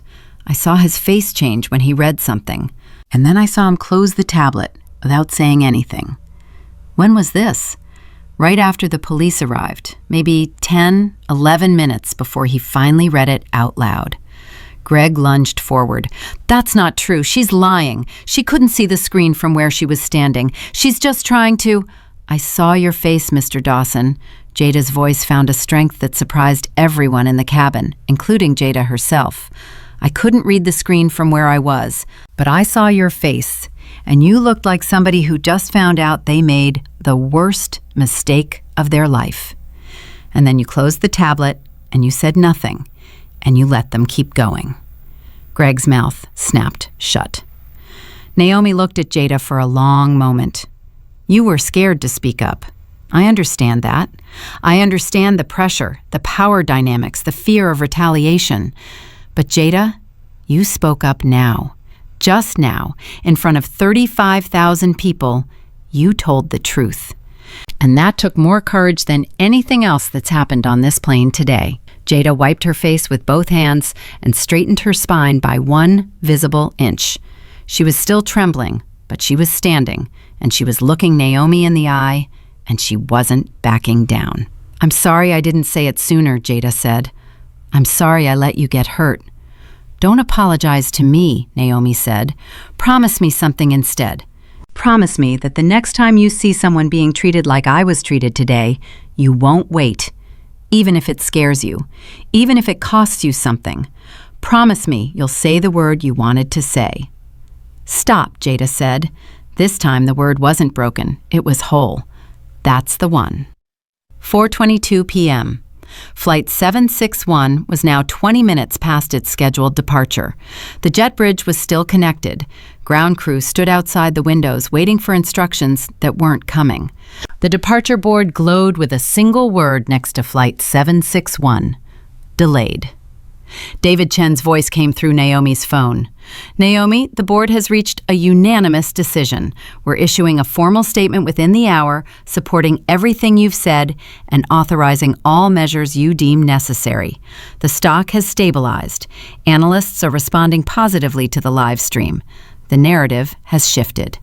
The narrative, Naomi repeated, and there was an edge to the word. David, this isn't the narrative. This is my face. This is my daughter kicking inside me because her mother's heart rate hasn't been normal for 30 minutes. This is 52 passengers who were treated like criminals on our planes. Don't call it a narrative. A pause. You're right. I'm sorry. Naomi ended the call and slid the phone into her pocket. She looked at Karen, who had collapsed into an empty seat and was staring at the ceiling with swollen, red eyes. She looked at Greg, who was gripping the galley counter with both hands as if the plane was already in turbulence. She looked at Captain Marsh, who was holding his captain's hat against his chest like a man at a funeral. "Here's what's going to happen," Naomi said, and her voice carried the authority of a woman who had built a career by turning chaos into clarity. "And I want every person in this cabin, every person on this live stream, and every member of my board to listen carefully, because I'm only going to say this once." She pressed her hand against her belly. The baby was still, resting now after all the kicking and shifting and pressing, resting inside her mother the way children rest when they know they're safe, even when the world outside is on fire. 40,000 people leaned in. The cabin held its breath, and Naomi Carter began to speak. "Karen Whitfield," Naomi said, and Karen's body jerked in the seat like she'd been shocked. "Stand up." Karen didn't move. Her hands were gripping the armrests of the empty seat she had collapsed into, her knuckles bone white, her mascara-streaked face frozen in a mask of pure terror. "I said stand up." Karen stood. Her legs were shaking so badly that she had to brace one hand against the overhead bin. She looked at Naomi, and what Naomi saw in her eyes was something she had seen in boardrooms 100 times before. The desperate, scrambling calculation of someone searching for any escape route that might still exist. "Ms. Carter," Karen began, and her voice was a thin, cracking thing that bore no resemblance to the voice that had called Naomi an animal 25 minutes ago. "Please, I have 2 children. My daughter is 15, my son is 12. I'm a single mother. Their father left 6 years ago, and I've been carrying everything alone. This job is the only thing between my kids and Karen." Naomi's voice was quiet, but it stopped Karen's words like a wall. "I'm going to ask you a question, and I need you to answer it honestly. Not for me, not for the 40,000 people watching right now. For yourself." Karen nodded, tears streaming. "If I had walked onto this plane today wearing a Chanel suit and Louboutin heels and carrying a Louis Vuitton bag, would you have asked to see my boarding pass?" Karen's mouth opened, closed, opened again. The answer was written across her face in letters visible from the back of the cabin, but her mouth couldn't form the word because saying it out loud would mean admitting something about herself that she had spent 22 years refusing to see. "Answer me, Karen." "No," Karen whispered. "I probably wouldn't have." "And if a white woman had walked on in the same hoodie and sneakers I'm wearing, would you have asked her?" The silence stretched. Amber Sinclair's live stream captured every second of it. 42,000 people watched Karen Whitfield stand in the aisle of a first-class cabin and fight a war inside her own head. I don't think I would have," Karen said, and saying it broke something inside her that made a sound only she could hear. "That's where it starts," Naomi said. "Not with a slap, not with tearing up a boarding pass. It starts with the decision you make in half a second when someone walks through that curtain. The decision about who belongs and who doesn't. Everything else, the insults, the fake fraud report, the assault, all of it grows from that one half-second decision that you don't even realize you're making." 4:25 p.m. Flight 761, delayed. 43 minutes past scheduled departure. Naomi turned to face all 3 crew members. Karen, standing in the aisle, trembling. Greg, pressed against the galley wall, gray-faced. Captain Marsh, still holding his hat against his chest, like it was the only thing keeping his heart from falling out. "I've made my decisions about each of you," Naomi said, "and I want to be clear that these decisions were not made in anger. I've had 25 minutes to be angry, and I've spent those 25 minutes being something more useful than angry. I've been watching, listening, learning exactly who each of you is when the pressure is on." She looked at Greg first. "Greg Dawson, you are terminated from Prestige Atlantic Airways effective immediately. Not suspended, not demoted, terminated for cause." Greg's head snapped up. "Ms. Carter, please. Karen's the one who—" "Karen hit me out of ignorance and prejudice. What you did was worse. You had the truth in your hands. You read my name on that manifest. You saw the CEO booking code, and you made a conscious, deliberate choice to hide it. You stood on my identification badge. You kicked it under a seat. You lied to a police officer about the system glitching. You let them prepare to handcuff a pregnant woman, knowing the entire time that she was innocent. Naomi stepped closer to Greg and lowered her voice, but the cabin was so quiet that everyone heard every word. Karen acted on bias. You acted on cowardice. And in my experience, cowardice is more dangerous than prejudice, because a coward will let anything happen to anyone as long as it protects himself. Greg's face crumpled. I panicked. I saw your name and I panicked because I knew what it meant, and I thought if I could just... You thought if you could get me off the plane quietly, it would go away. You thought a black woman in a hoodie wouldn't fight back. You gambled my dignity and my baby's safety on the assumption that I was powerless. I'm sorry. Your termination is effective immediately. You will be escorted from this aircraft by Officer Reyes. Your employee credentials will be deactivated within the hour. You are permanently banned from employment with Prestige Atlantic and all partner airlines. Additionally, you will face personal legal liability for conspiracy to file a false report with law enforcement and for obstruction of the identification process. Greg's legs buckled. He grabbed the galley counter to keep from falling. I have a mortgage. I have kids in college. You can't just... You had a mortgage and kids in college 10 minutes ago when you decided to hide the truth. You should have thought about them then. Greg Dawson had nothing left. He stood in the galley of an airplane he would never work on again, surrounded by the wreckage of choices he couldn't undo, and he wept without sound. Officer Reyes stepped forward. Mr. Dawson, if you'll come with me. Greg looked at Karen. He looked at Captain Marsh. Neither of them looked back. He was already gone in their eyes. Already the one who would take the most blame, because he was the one who had known and said nothing. Reyes walked Greg Dawson down the aisle of the first-class cabin. Every passenger watched. Every phone recorded. Amber Sinclair's camera followed him from the moment he stepped into the aisle until he disappeared through the aircraft door.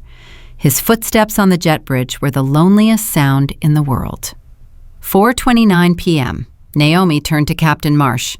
Leonard. He flinched at the use of his first name. In 37 years, no one had called him Leonard on his own aircraft.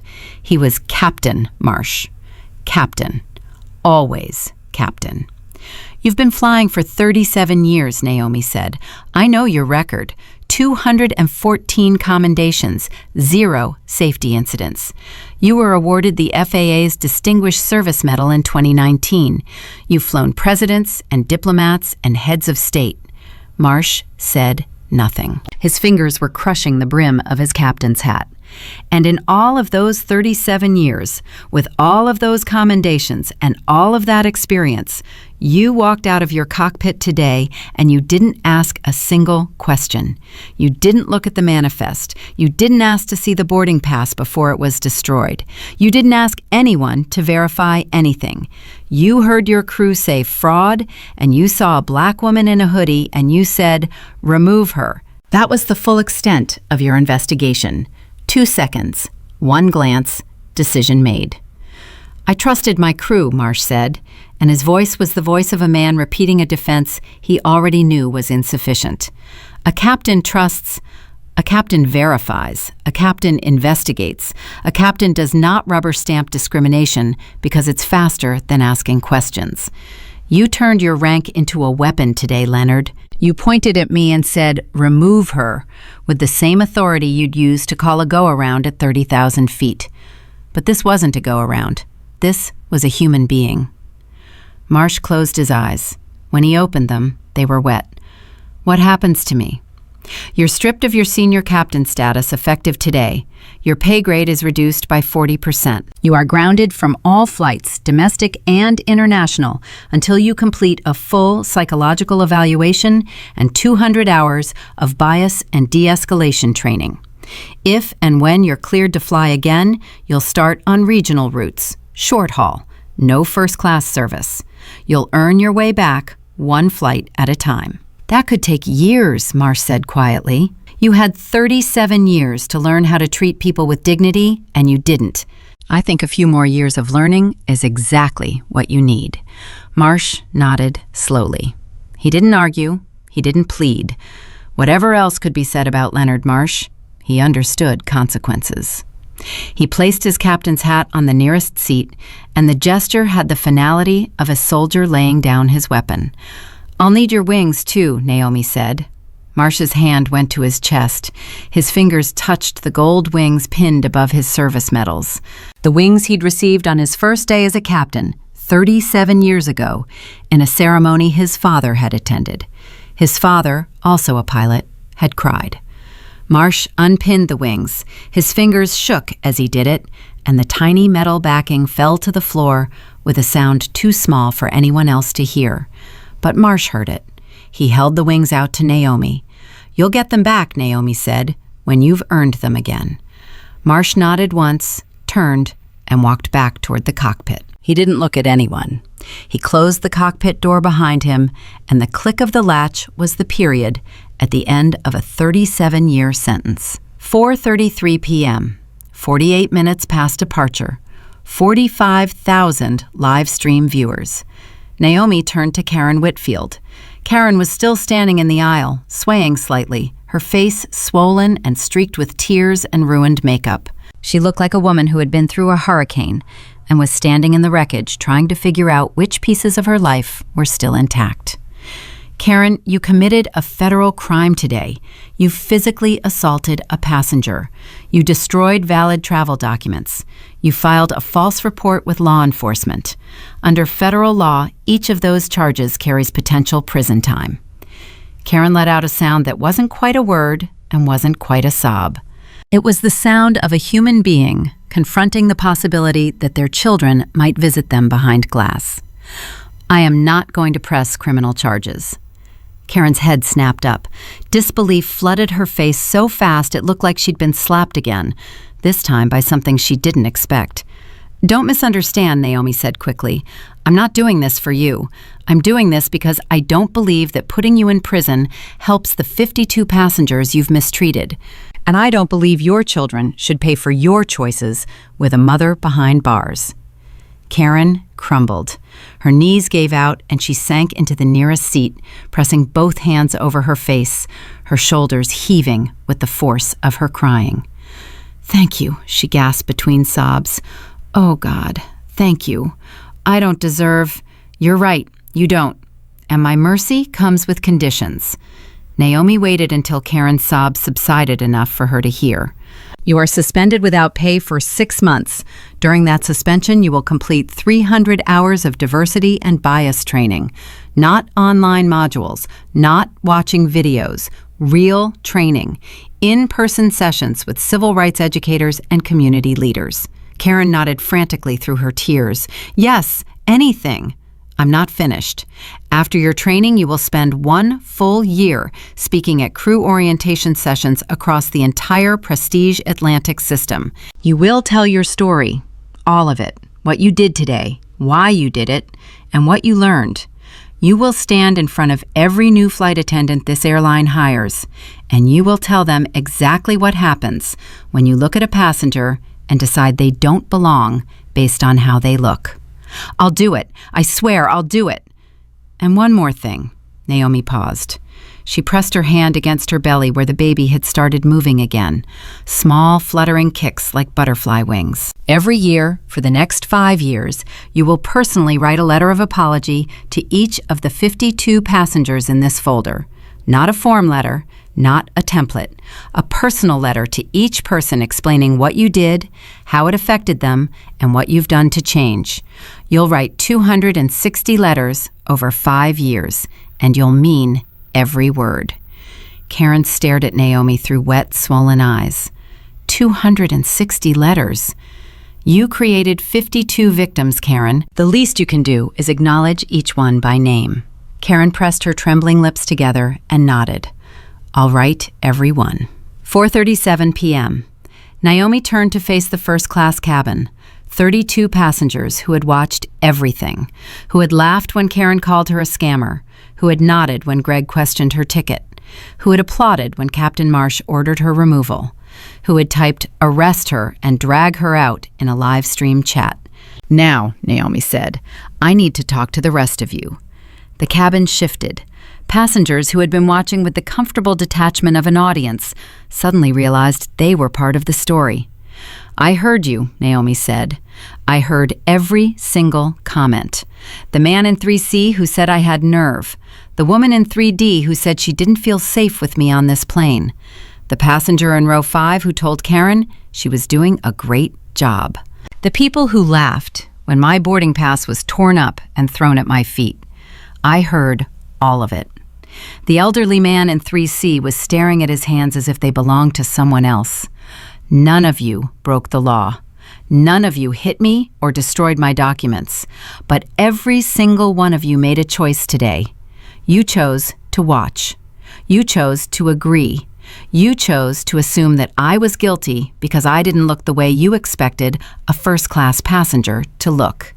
And when I was slapped in the face while 7 months pregnant, not one of you said stop."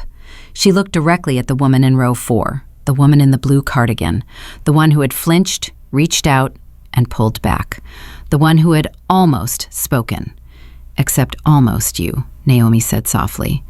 The woman's face collapsed. Tears that had been building for 30 minutes finally broke through. "I wanted to help," she said, her voice choked with a guilt so heavy it bent her shoulders. "I saw what was happening and I knew it was wrong. I knew it was wrong from the very first second. When she slapped you, I felt it like she slapped me. And I almost said something. I was right there. The word was in my mouth." "What stopped you?" The woman shook her head, unable to speak for a moment. Then, in a whisper that carried through the silent cabin, "I didn't want to get involved. I told myself it wasn't my business. I told myself the police would sort it out. I told myself all the things people tell themselves when they want permission to do nothing." "What's your name?" Naomi asked. "Diane. Diane Morrison." "Diane, I'm not angry at you. I'm sad. Because you were the closest thing I had to an ally in this cabin, and you couldn't quite get there. And I understand why. I understand the fear of getting involved, the risk of being wrong, the instinct to protect yourself. But I need you to hear something." Naomi stepped closer to Diane. "Your silence almost cost me my freedom today. If Officer Reyes had handcuffed me, if I'd been dragged off this plane, if no one had ever checked that manifest, I would have been arrested. A pregnant woman arrested for sitting in her own seat. And it would have been possible because 32 people saw the truth, and not one of them spoke." Diane was sobbing openly. "I'm so sorry. I'm so sorry." "Don't be sorry. Be different. The next time you see something wrong, don't wait for someone else. Don't tell yourself it's not your business. Every time you look away, someone like me pays the price." 4:41 p.m. Naomi straightened and pressed both hands against her lower back. The pain had been building for the last hour, and it was becoming harder to ignore. The baby was pressing down, heavy and low, and Naomi's body was telling her in no uncertain terms that standing in the aisle of an airplane during the most stressful experience of her life was not what her doctor had recommended at 7 months. She took a breath, pushed through it. "I have one more announcement," Naomi said, and she pulled out her phone and dialed a number. The line connected after one ring. "This is Angela at the CEO's office. Angela, connect me to the full executive team, conference line, right now." 12 seconds of hold music that felt like 12 hours. Then voices, multiple voices. The chief operating officer, the chief financial officer, the head of human resources, the general counsel, the VP of communications, all of them on the line, all of them having watched the live stream, all of them barely breathing. "This is Naomi. I'm implementing the following changes effective immediately across all Prestige Atlantic operations. These are not proposals. These are not suggestions for the next board meeting. These are orders. She spoke directly into the phone, but her voice was calibrated for the cabin, for the live stream, for the 47,000 people who were watching, and the millions more who would watch the recording in the hours and days to come. First, every crew member on every Prestige Atlantic flight will wear body cameras during all passenger interactions, starting within 60 days. All footage will be stored for 90 days and reviewed by a new independent oversight division. She heard the general counsel take a sharp breath. She didn't pause. Second, any discrimination complaint filed by any passenger will trigger an automatic suspension of the accused crew member pending investigation. No exceptions. No waiting for quarterly reviews, immediate action. Third, we are creating the Office of Passenger Equity, staffed by civil rights attorneys and community advocates reporting directly to me. Not to HR, not to operations, to me. They will have full authority to investigate complaints, recommend disciplinary action, and implement policy changes. Fourth, I am establishing the Carter Fund, a $40 million annual commitment to diversity training, community partnerships, and passenger advocacy programs. The first recipients will be the 52 passengers in this folder who were failed by this airline. Fifth, Naomi paused. She looked at Jada Williams, who was still standing in the galley, still tear-streaked, still trembling, but standing straighter than she had stood all day. Executive compensation for every member of leadership, including me, will be directly tied to discrimination incident metrics. If incidents go up, our bonuses go down. If incidents go to zero, we've earned what we're paid. The executive team was silent on the line. No objections. No questions. Not because they didn't have concerns, but because they had watched their CEO get slapped in the face on live television, and they understood that this was not a moment for pushback. The general counsel finally spoke. Naomi, the legal framework for body cameras will take at least 30 days to draft, 30 days to implement, 60 days total. I don't care if lawyers have to work weekends. Make it happen, Thomas. Yes, ma'am. Naomi ended the conference call. She slid the phone into her pocket and looked around the cabin one last time. Karen, destroyed but still standing. Marsh, behind a closed cockpit door. Greg, gone. Diane, crying. Amber, streaming. Jada, standing. 47,000 viewers watching a woman in a hoodie and sneakers reshape an entire company from the aisle of a delayed airplane. Then Naomi did something that no one expected. She turned to Jada Williams and said, "Jada, I want to offer you a promotion." Jada blinked. "I'm sorry?" "You made a mistake today. You stayed silent when you should have spoken. But when it mattered most, when Officer Reyes asked what happened and everyone around you was still lying, you told the truth. You testified against your own supervisor in front of 40,000 strangers. That took something that no amount of training can teach." Jada pressed her hand against her chest as if trying to hold her heart in place. "Ms. Carter, I don't deserve... I'm promoting you to lead flight attendant for this route, effective immediately. And I'm asking you to help build the crew training curriculum for our new equity program. I want new hires to learn from someone who understands both the cost of silence and the courage it takes to break it." Jada stared at Naomi. Fresh tears ran down her cheeks, but these tears were different. These weren't tears of guilt or fear. They were the tears that come when someone sees something in you that you weren't sure was there. "I won't let you down," Jada whispered. "I know you won't, because every time you want to stay quiet, you'll remember today. You'll remember what silence costs. And you'll say the word." "Stop," Jada said. Third time, strongest yet. 4:46 p.m., 1 hour and 1 minute past scheduled departure. Patricia Langford's voice came through the radio one final time. "Naomi, CNN is asking if you'll do a live interview from the tarmac. The story is the #1 trending topic in the United States. The Secretary of Transportation's office has issued a statement calling for industry-wide reform. And Naomi, the stock. What about it? It dropped 4.2% during the incident, but in the last 11 minutes since you announced the reforms, it's climbed back 3.8%. Analysts are calling it the most effective crisis response in corporate history. Goldman Sachs just upgraded us to a buy. Naomi almost laughed. She'd been slapped, humiliated, and nearly arrested. She had stood in an aisle for over an hour with a baby pressing on her spine. And the stock market had decided this was good for business. Tell CNN I'll give them a statement tomorrow after the shareholders meeting. Right now, I have a flight to catch. She walked back to seat 2A. She sat down carefully, lowering herself into the leather seat with one hand on the armrest and the other on her belly. She buckled her seatbelt beneath the curve of her pregnancy. She leaned her head back and closed her eyes for exactly 3 seconds. The baby kicked, strong and steady, right against Naomi's palm. "I know, little girl," Naomi murmured so quietly that only she and her daughter could hear. "Mama's tired too, but we did something today. We did something that mattered." A new voice came over the aircraft intercom, young, professional, steady. "Ladies and gentlemen, this is Captain Angela Rivera. I'll be your pilot for today's flight to JFK. On behalf of Prestige Atlantic Airways, I'd like to welcome all passengers aboard Flight 761.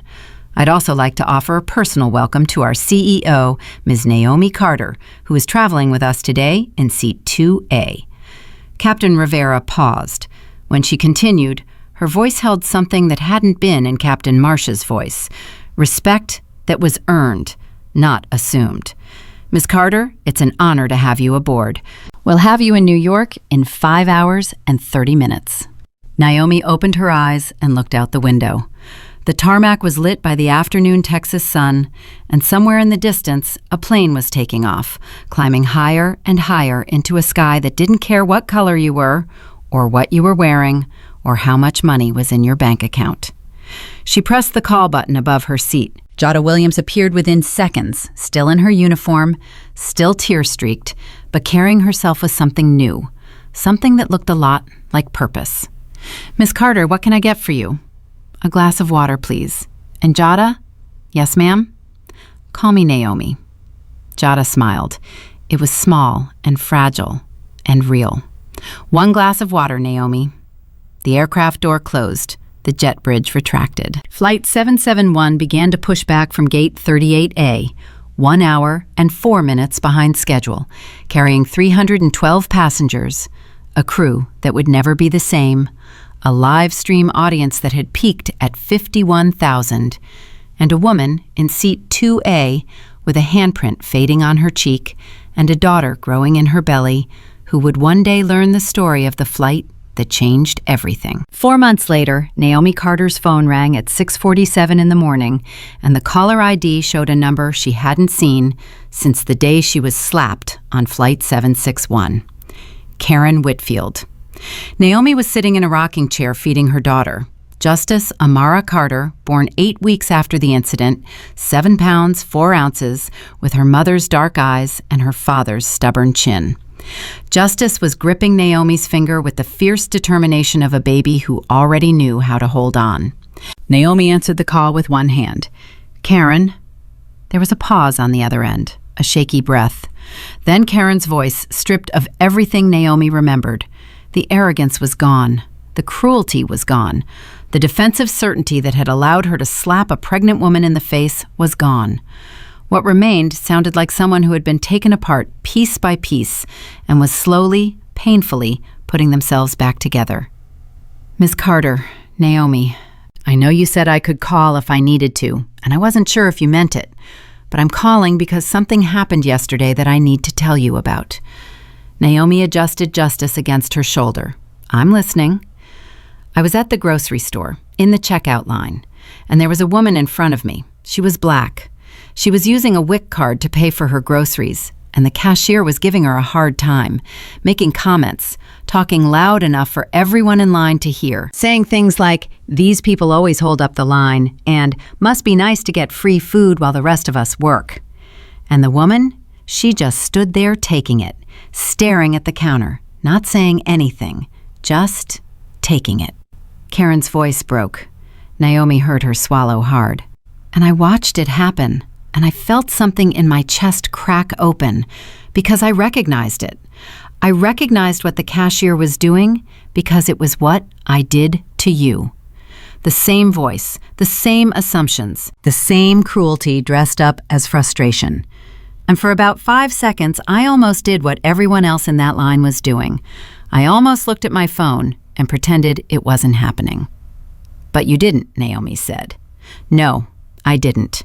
I stepped forward and I told the cashier to stop. I said, she's a customer just like the rest of us, and you're going to ring her up with respect, or I'm going to speak to your manager right now. And the cashier looked at me like I'd lost my mind. And the people behind me in line looked at me like I was making trouble. And the woman with the WIC card looked at me like nobody had ever stood up for her before in her entire life. Karen was crying now. Naomi could hear it. Not the desperate, self-pitying tears from the airplane. Something different. Something that sounded like it had been earned. And I thought of you, Karen said. I thought about what you said, that the next time counts more than the last time. And I just wanted you to know that there was a next time, and I didn't stay silent. Naomi closed her eyes. Justice made a small sound against her shoulder, and Naomi patted her back gently. How many letters have you written, Karen? 47 so far, 52 by the end of the month, first round. I've heard back from 11 of them. 3 told me they'd never forgive me. 4 said they appreciated the apology but needed more time. And 4 wrote back and said they forgave me. Karen paused. The 3 who won't forgive me are the ones I think about the most. They should be. I know. Karen, I want you to tell that grocery store story at your next training session. I already planned to. I'm in Chicago next week. New hire orientation for 200 crew members. I've given 48 sessions now. 48 times I've stood in front of a room full of people and told them what I did to you. And it doesn't get easier. Every time I tell it, I feel the shame like it just happened. But I think that's the point. I think if it ever stops hurting, that's when I should worry. Naomi looked down at her daughter, who had fallen asleep against her shoulder with the absolute trust of a child who had never known a reason to be afraid. Keep going, Karen. The woman you were on that plane, she doesn't have to be the woman you are for the rest of your life. I know. I'm working on it. Every day. They hung up. Naomi sat in the quiet of the morning with her sleeping daughter and allowed herself to feel something she rarely felt. Hope. Not the polished corporate hope she expressed in press releases and shareholder letters. Real hope. The kind that grows in the space between who someone was and who they're becoming. Her phone buzzed again. A text from Jada Williams. Morning, Naomi. Just landed in Atlanta. First day running the new crew training program. I'm terrified. Any advice? Naomi typed back with one thumb while Justice slept. Tell them the truth. All of it. The silence, the fear, the moment you finally spoke. They don't need a perfect leader. They need an honest one. 3 dots appeared. Then Jada's reply. What if I'm not ready? You said stop when everyone else said nothing. You've been ready longer than you think.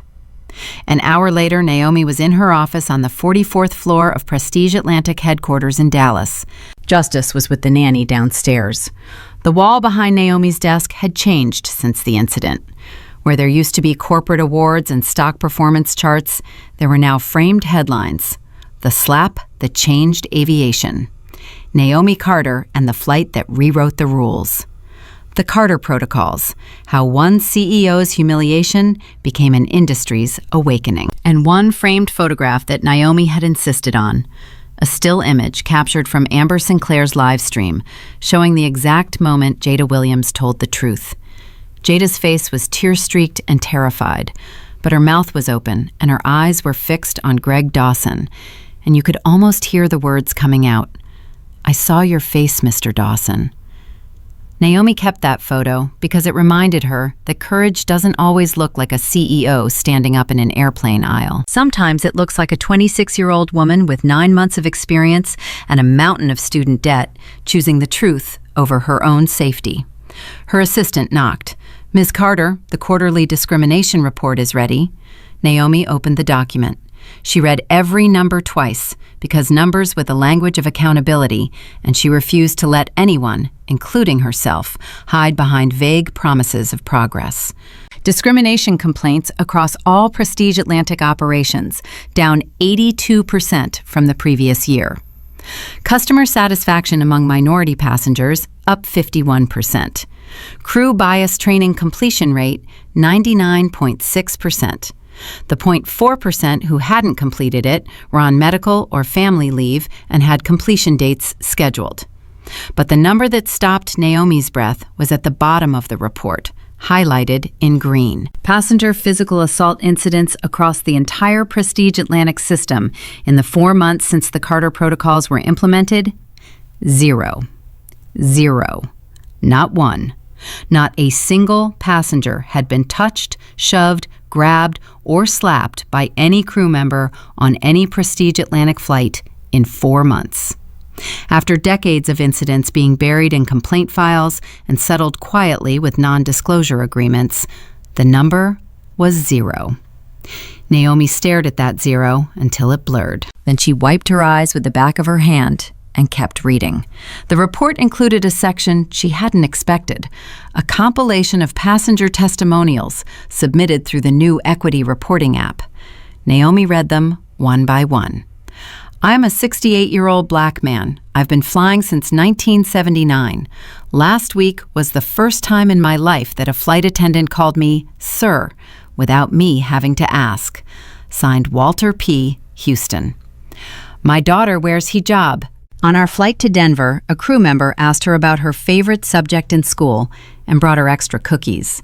My daughter said, "Mama, that lady was so nice." You don't know what that means to a mother who has spent years bracing for the opposite. Signed Fatima R., Detroit. I use a wheelchair. I boarded the plane and the flight attendant didn't talk to my wife about me like I wasn't there. She talked to me, directly, like a human being. It sounds small. It's not. Signed James K. and Philadelphia. Naomi's phone rang. David Chen, chairman of the board.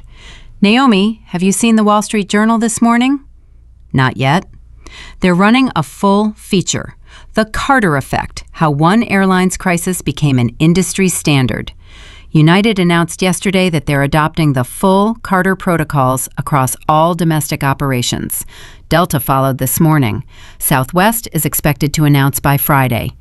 And Naomi, the FAA just released a statement. They're codifying the protocols into federal regulation. Body cameras, equity reporting, automatic suspension on complaint, all of it. Mandatory for every carrier operating in U.S. airspace. Naomi leaned back in her chair.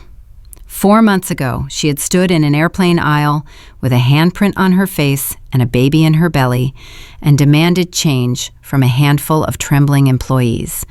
Now the entire industry was moving. The stock, she asked? Up 27% from pre-incident levels, highest in company history. Turns out doing the right thing is also doing the profitable thing. Who knew? David paused. Naomi, the board wants to discuss something with you at tomorrow's meeting. Something personal. What is it? We'd like to name the new Equity Training Center at headquarters after you, the Carter Center for Passenger Equity. Naomi thought about this for 3 seconds. No. No? Name it after Jada Williams. Silence on the line. Then David said, the woman who spoke up. The woman who was terrified and spoke up anyway. That's who we should be naming things after, David. Not the CEO who had power. The junior employee who had nothing but her conscience and chose to use it. The Williams Center for Passenger Equity. That's the one. David laughed softly. I'll bring it to the board. But Naomi, you know they're going to want to name something after you eventually. They can name the Employee Daycare Center after Justice. My daughter deserves the credit. She was there for the whole thing, and she didn't even get to vote. 2 weeks after that call, Naomi received the package at her office. No return address. Inside was a letter written on plain white paper in careful, shaking handwriting. Dear Ms. Carter, my name is Diane Morrison.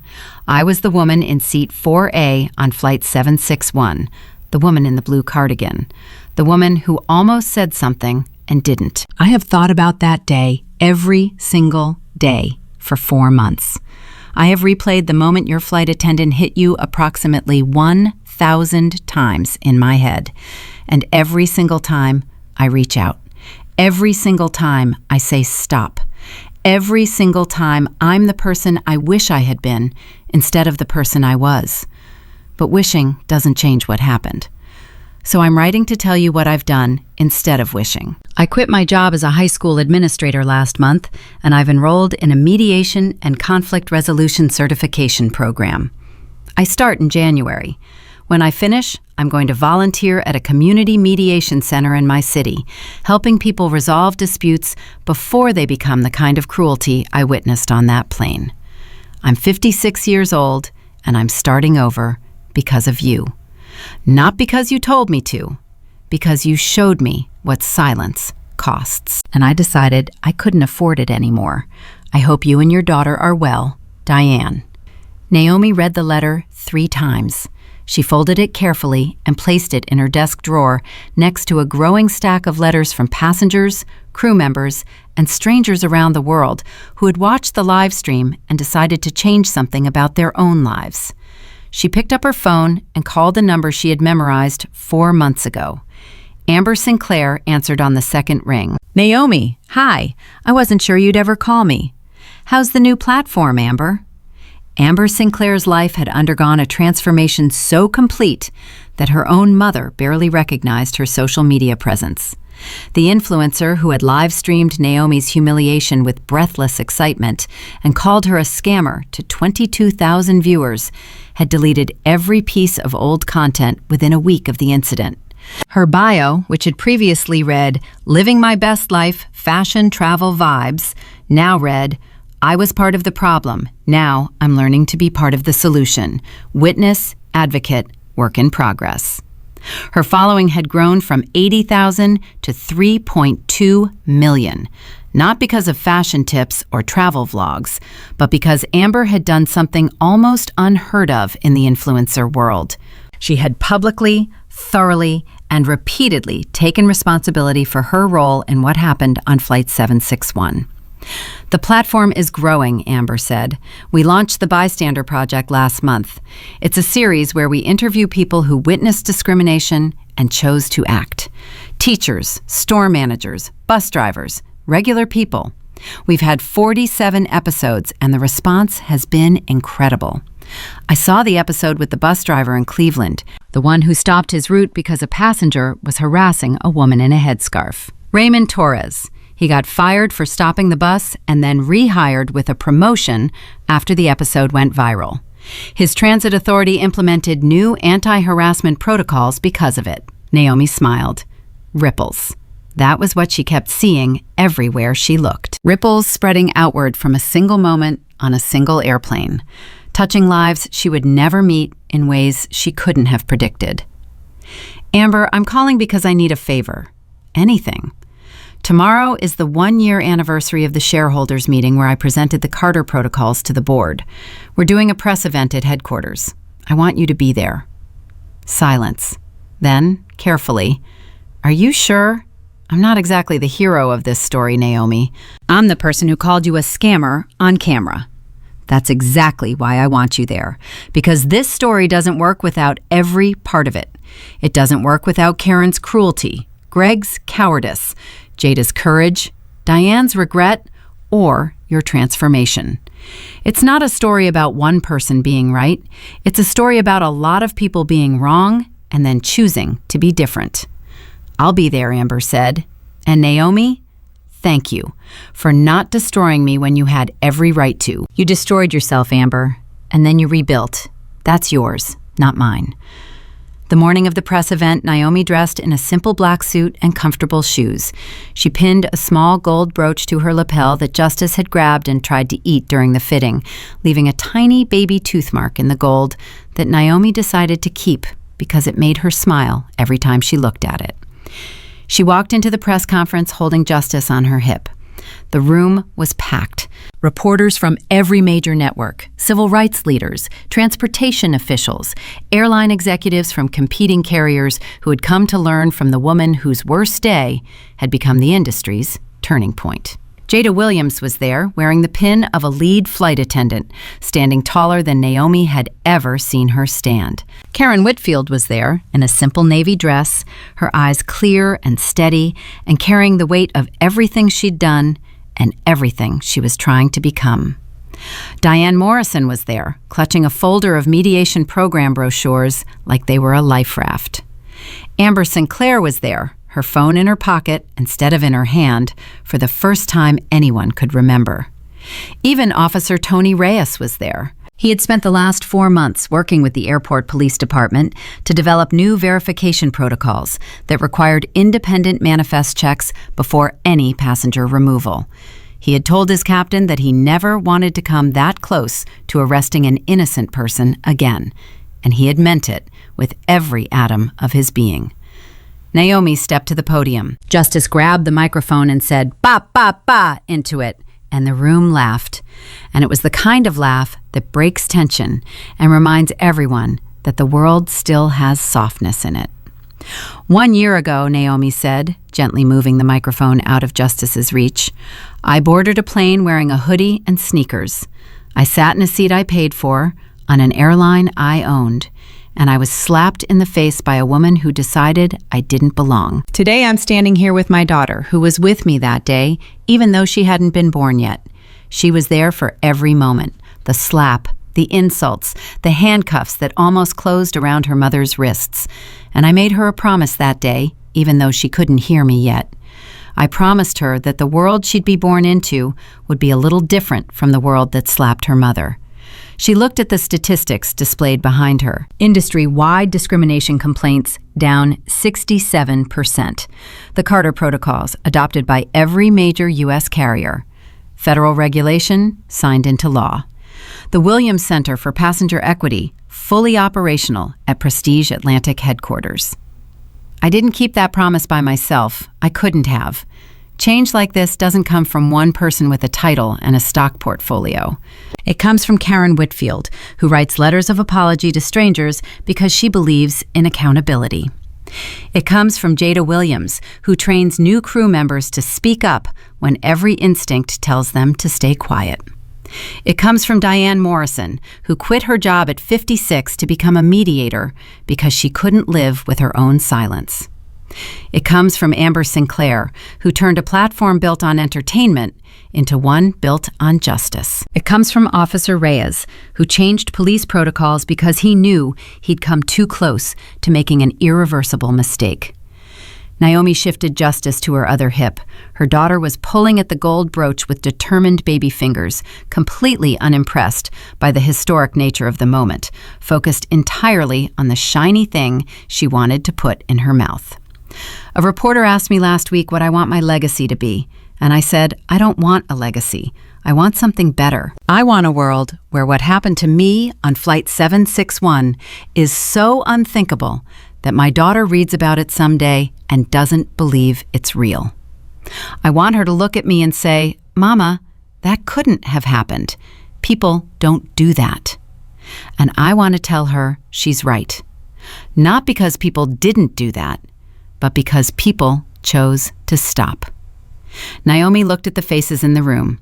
Karen, crying quietly. Jada, standing with both hands clasped in front of her, her chin high. Diane, pressing her hand against her heart. Amber, recording with her phone held low and steady, documenting without performing. Reyes, standing at attention in the back row with the stillness of a man who had found something he wanted to protect. The flight that was supposed to take 5 hours and 30 minutes changed an entire industry in 4 months. But it didn't change because of me. It changed because ordinary people, flawed people, people who had made terrible mistakes, decided that what they did next mattered more than what they did before. Justice grabbed the microphone again and delivered her own address to the nation, which consisted of 3 syllables and a high-pitched squeal that made every reporter in the front row laugh. Naomi kissed her daughter's forehead. She says, "Thank you for coming." She stepped back from the podium. The room erupted in applause that lasted longer than any applause Naomi had ever received at any shareholders meeting or corporate event. It wasn't polite applause. It wasn't obligatory applause. It was the sound of people who had watched a story unfold over 4 months and needed to express something that words couldn't contain. 3 weeks after the press conference, Naomi boarded a flight. Not a ghost ride this time, just a regular Tuesday evening shuttle from Dallas to Chicago. She wore jeans and a t-shirt and the same scuffed white sneakers she'd worn on Flight 761 because they were her most comfortable shoes and her feet still swelled after a long day. She found her seat in first class, 3A this time. She sat down, buckled her seatbelt, and pulled out her laptop. A flight attendant she had never met appeared beside her. Young, professional, name tag Sarah. A small rainbow pin next to her wings, just like the one Jada wore. "Good evening, ma'am. Welcome aboard. Can I help you with anything before takeoff?" No double take, no boarding pass check, no suspicious glance at the jeans and sneakers. Just a warm smile offered to a passenger. Any passenger. Every passenger. "I'm fine, thank you, Sarah. Let me know if you need anything at all. We're happy to have you." Sarah moved on to the next row and offered the same smile. A young black man in a hoodie, early 20s, headphones around his neck. He was looking around first class with the nervous energy of someone who wasn't sure they were in the right place. "Welcome aboard," Sarah said to him. "Can I take your jacket?" The young man's face relaxed. He smiled back. "Yeah, thanks. This is actually my first time in first class. My grandma saved up for a year to buy me this ticket as a graduation present." "Well, congratulations on graduating, and tell your grandma she has excellent taste. The chocolate chip cookies up here are phenomenal." The young man laughed. He settled into his seat. He belonged there, and everyone around him knew it, and nobody questioned it. And that was the world as it should have been, all along. Naomi opened her laptop and started typing her weekly blog post for the Prestige Atlantic website. "1 year ago, I was told to get out of first class. Today, I watched a young man sit down in first class and get offered a cookie." That's the whole story. That's the only story that matters. Not the slap, not the live stream, not the stock price or the federal regulations or the training programs. A young man sat down, a flight attendant smiled, and nobody asked him to prove he belonged. That's the change. And it started because ordinary people decided to be different. It started because a woman who slapped me chose to write 260 letters. Because a woman who stayed silent chose to speak. Because a woman who watched chose to act. Because a woman who performed chose to transform. Because an officer who almost made a mistake chose to fix the system. Because 51,000 strangers watched and decided that what they saw was not the world they wanted to live in. This is how change works. Not from the top down, not from one CEO with a badge, from everywhere, from everyone, from the next time, your next time. So here is my question to you, the same question I ask every week, the same question I will keep asking until I don't need to ask it anymore. The next time you see someone being treated as less than human, what will you do? Because the answer to that question is the only legacy that matters. Naomi closed her laptop. The plane pushed back from the gate. The engines hummed. The young man in first class was already asleep, his grandmother's gift carrying him toward whatever came next. And Naomi Carter, CEO, mother, and the woman who had refused to get out of first class, leaned her head back and closed her eyes and let the plane carry her forward into a world that was not yet perfect, but was, at last, beginning to try.